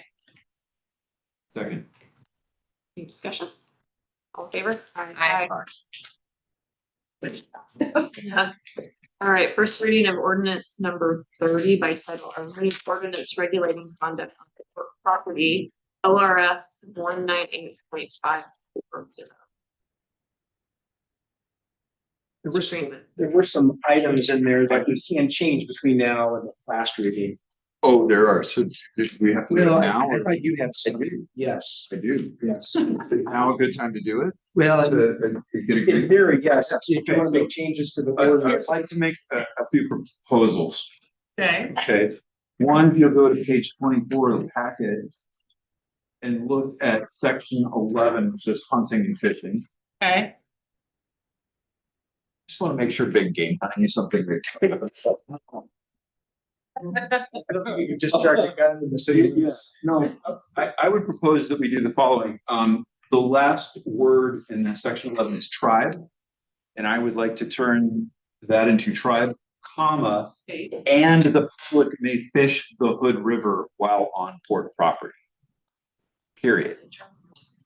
Oh, I see what you're saying. Yeah. Because the port owns the land under the Hood River and the banks. And this ordinance as written says no fishing, but people have been fishing and learning to fish there for generations, and it's mostly catch and release. It's a lot of fly fishers, and I don't think we should inadvertently ban them from fishing there. Well, It doesn't say anything about that fishing.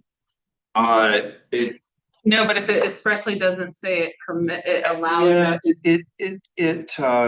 yeah, I just want to make it clear that the public may fish on the Hood River while on port property. That's just that, and the only part of the whole port property is basically that little section over there. Would that be important because the state can sometimes determine fishing, correct? Would it matter?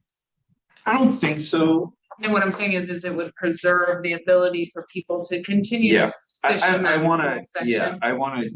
yeah, and I think that, that I don't think that's contentious. No, it's just a clarification. It's just a clarification, really. Really, We just my- take out the for clarity's sake and just put fishing as allowed. Well, no, well, I mean, that's the big one. The big issue is no fishing in the marina. yeah.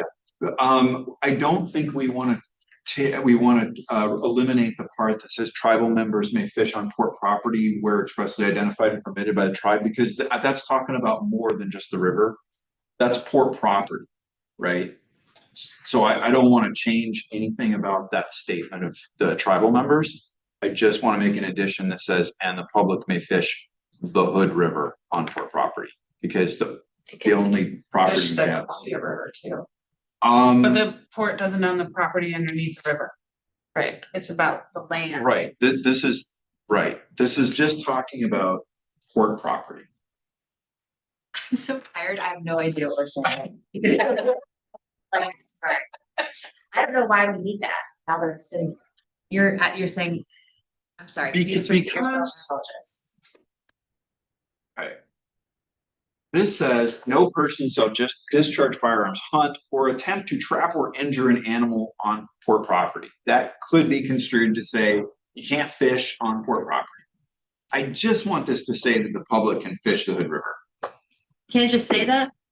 That's what he's asking I'm to at. say. That's what I'm Well, at. do you need all this other stuff? Cause we don't want them to injure the animal. I'm not messing with the rest of the Okay. section 11.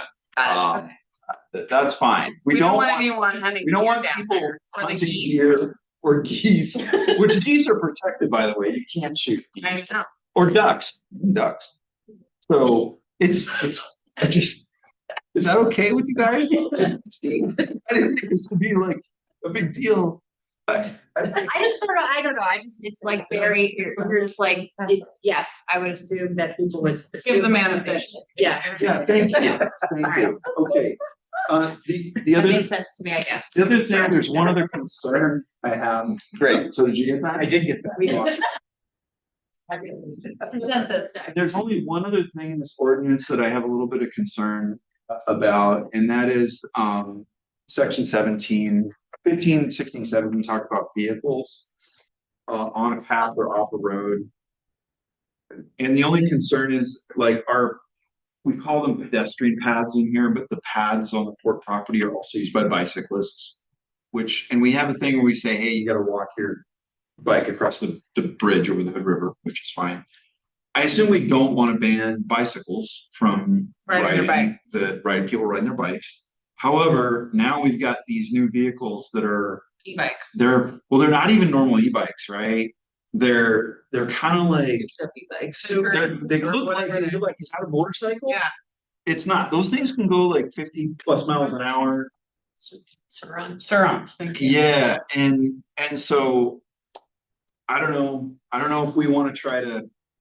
I was concerned about those things zooming around on the trails at high speeds. And I don't know if just making something in the ordinance that says there's a speed limit of 5 miles an hour on the paths. I think the better thing is the speed limit. Would basically trying to define vehicles and but maybe could we just add under section 17 I don't know. I don't want to necessarily create signage. Do we need to create signage? No.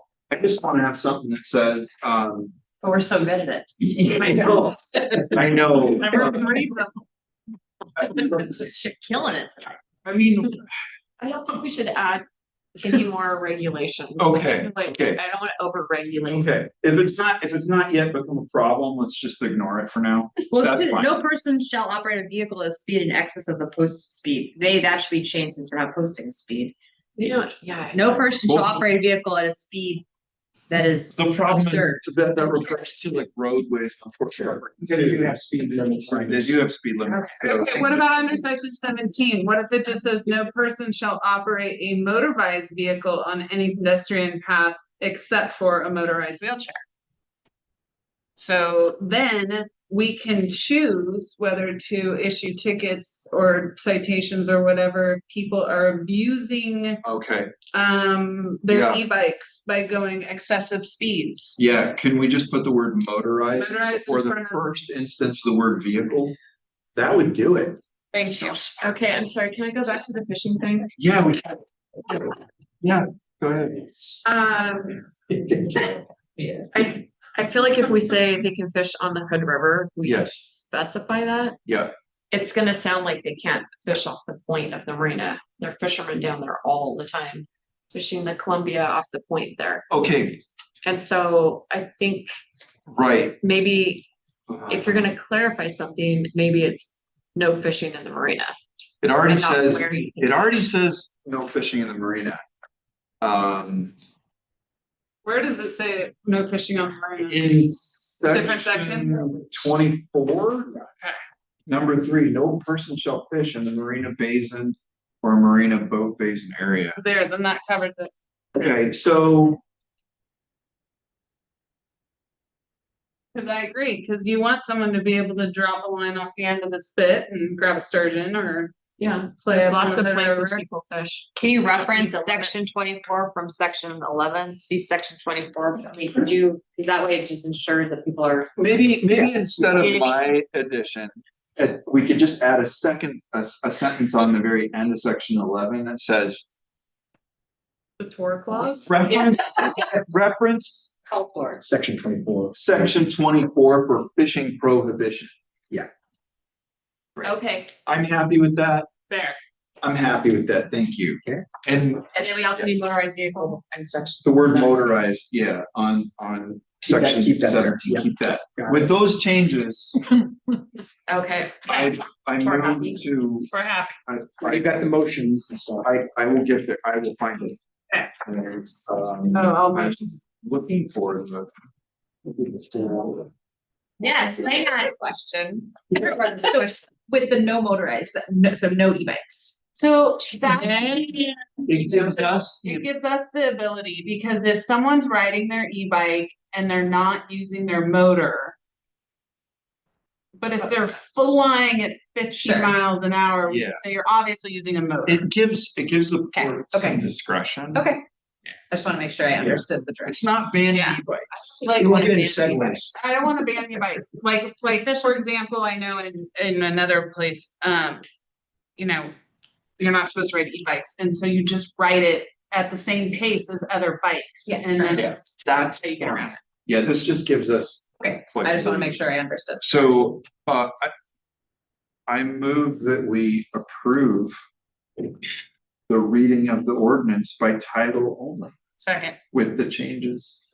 with the fish. That's right. And second, with the addition of section 23 reference and the or notarized Yeah. section.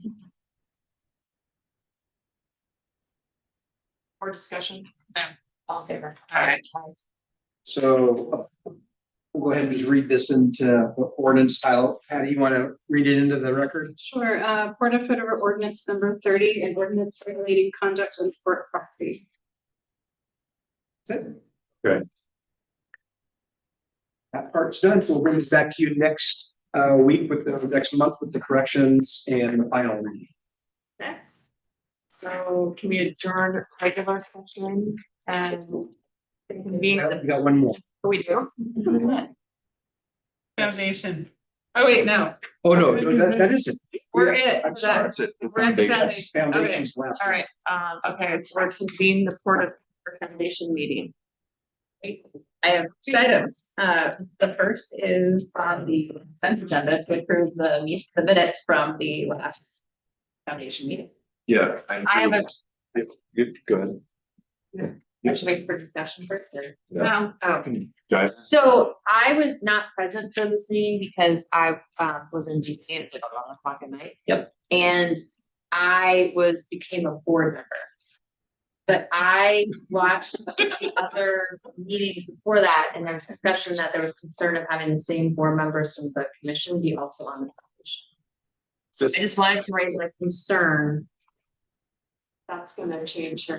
Okay. Done with it. My touch of it, I just want to make. That was just because we felt bad that you weren't a member of the club and. we That's wanted fine. to- I was just making sure that the reason I was not, because I was like, I thought I was supposed to be there. Yeah, so Yeah, I so moved to approve the consent agenda for the foundation. second.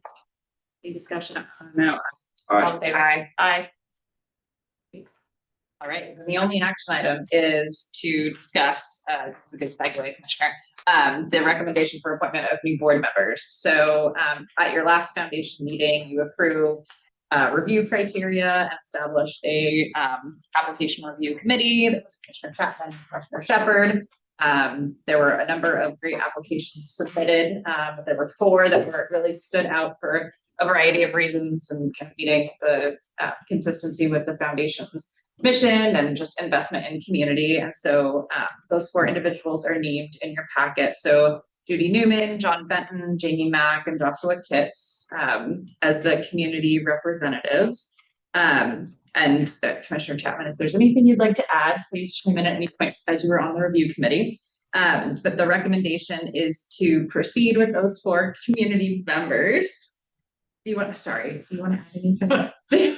No, the only thing I would just want to add is there was 7 applications or 6. There were 6 There were applications. 6 applications. 1 was not local, and we felt that we had great local interest, and so we wanted to focus on that.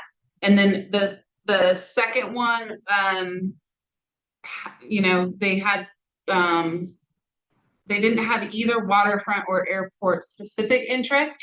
And we felt that maybe holding 1 board seat available for someone with fundraising capacity to help generate, you know, a fundraising background or some business background to run the foundation might be something that the new board would want to choose that last member of the thing. That's why we didn't fill it. Like it. When you say not local, do you mean not the river? Correct. Were they a White Salmon resident? They were the Dalles. Dalles.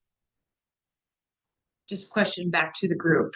Not all our users live in river. So it might be interesting to get an outside. I'm not disagreeing, and this is the first time we're getting community input, but it might be interesting to get outside views because people are coming to our area for our own resources. So in the future, I hope we encourage more. Yeah. all And, No, and again, which is why we held the 1 seat. and it's okay for people to be outside for, you know, for committees outside of our district, per district. For the foundation, yes. Yeah, and For also other committees, they Um, have to be constituents. for. My Except for the airport, there was a change. So, and don't worry, I know the person from the Dallas, it's okay. It was just, there was just an effort by people in the airport community to make sure that there were some representation. Correct. He's gonna be fine. Okay. He's not gonna be. And if he still wanted to, like I said, we felt Yeah, fully choosing the board wasn't in this board's best interest. Yeah. That they might want to Yeah. take their last person. Perfect, great. yeah. And so And then I don't know if this isn't in here, but I think Tor and I were chosen to stay on the board, yeah, right? that's true. Mhm. And I'm happy for that just to be you, but I'll do it too if I'm wanted. Well, we did just told you to do several things. I know. If you didn't, But this is a low workload. And this may not be on Hood River Port Commission meetings. This could be a different day, so it wouldn't necessarily be Absolutely. following, right? Yeah, it's foundation. so if you chose that you didn't want to do it, I could be your backup. Or Okay, if well, you no. I'm good. pick it. I'm good. Heather and I will stay on. So, I will move that the new slate of the Port of Hood River Foundation will be Heather Gehring, myself, and the 4 recommended members. Second. Any discussion? All in favor? Aye. Aye. Thank you. I will reach out to our new board members and let them know of the panel. And then probably the first thing we'll do is we'll elect, officers. Yes, yeah, there will need to be officers. Yeah, yeah. Elected, and then also terms, so the bylaws right now have resignations, So just just staggered terms. to help you as you're facilitating it, Heather and I will be kind of quiet backseat members and really defer action to our community member appointees. Okay, that sounds good. Yeah, and then with the foundation board, we'll proceed now under, nonprofit procedures. Yeah. Given the board. Yep, okay. super. Which I'm no longer on. Correct. Yes. Correct. We appreciate your service. Thank you so much. Well, we just know how much, Bridges. yeah, that's not, I whole- All I'll slide it right here. This was great.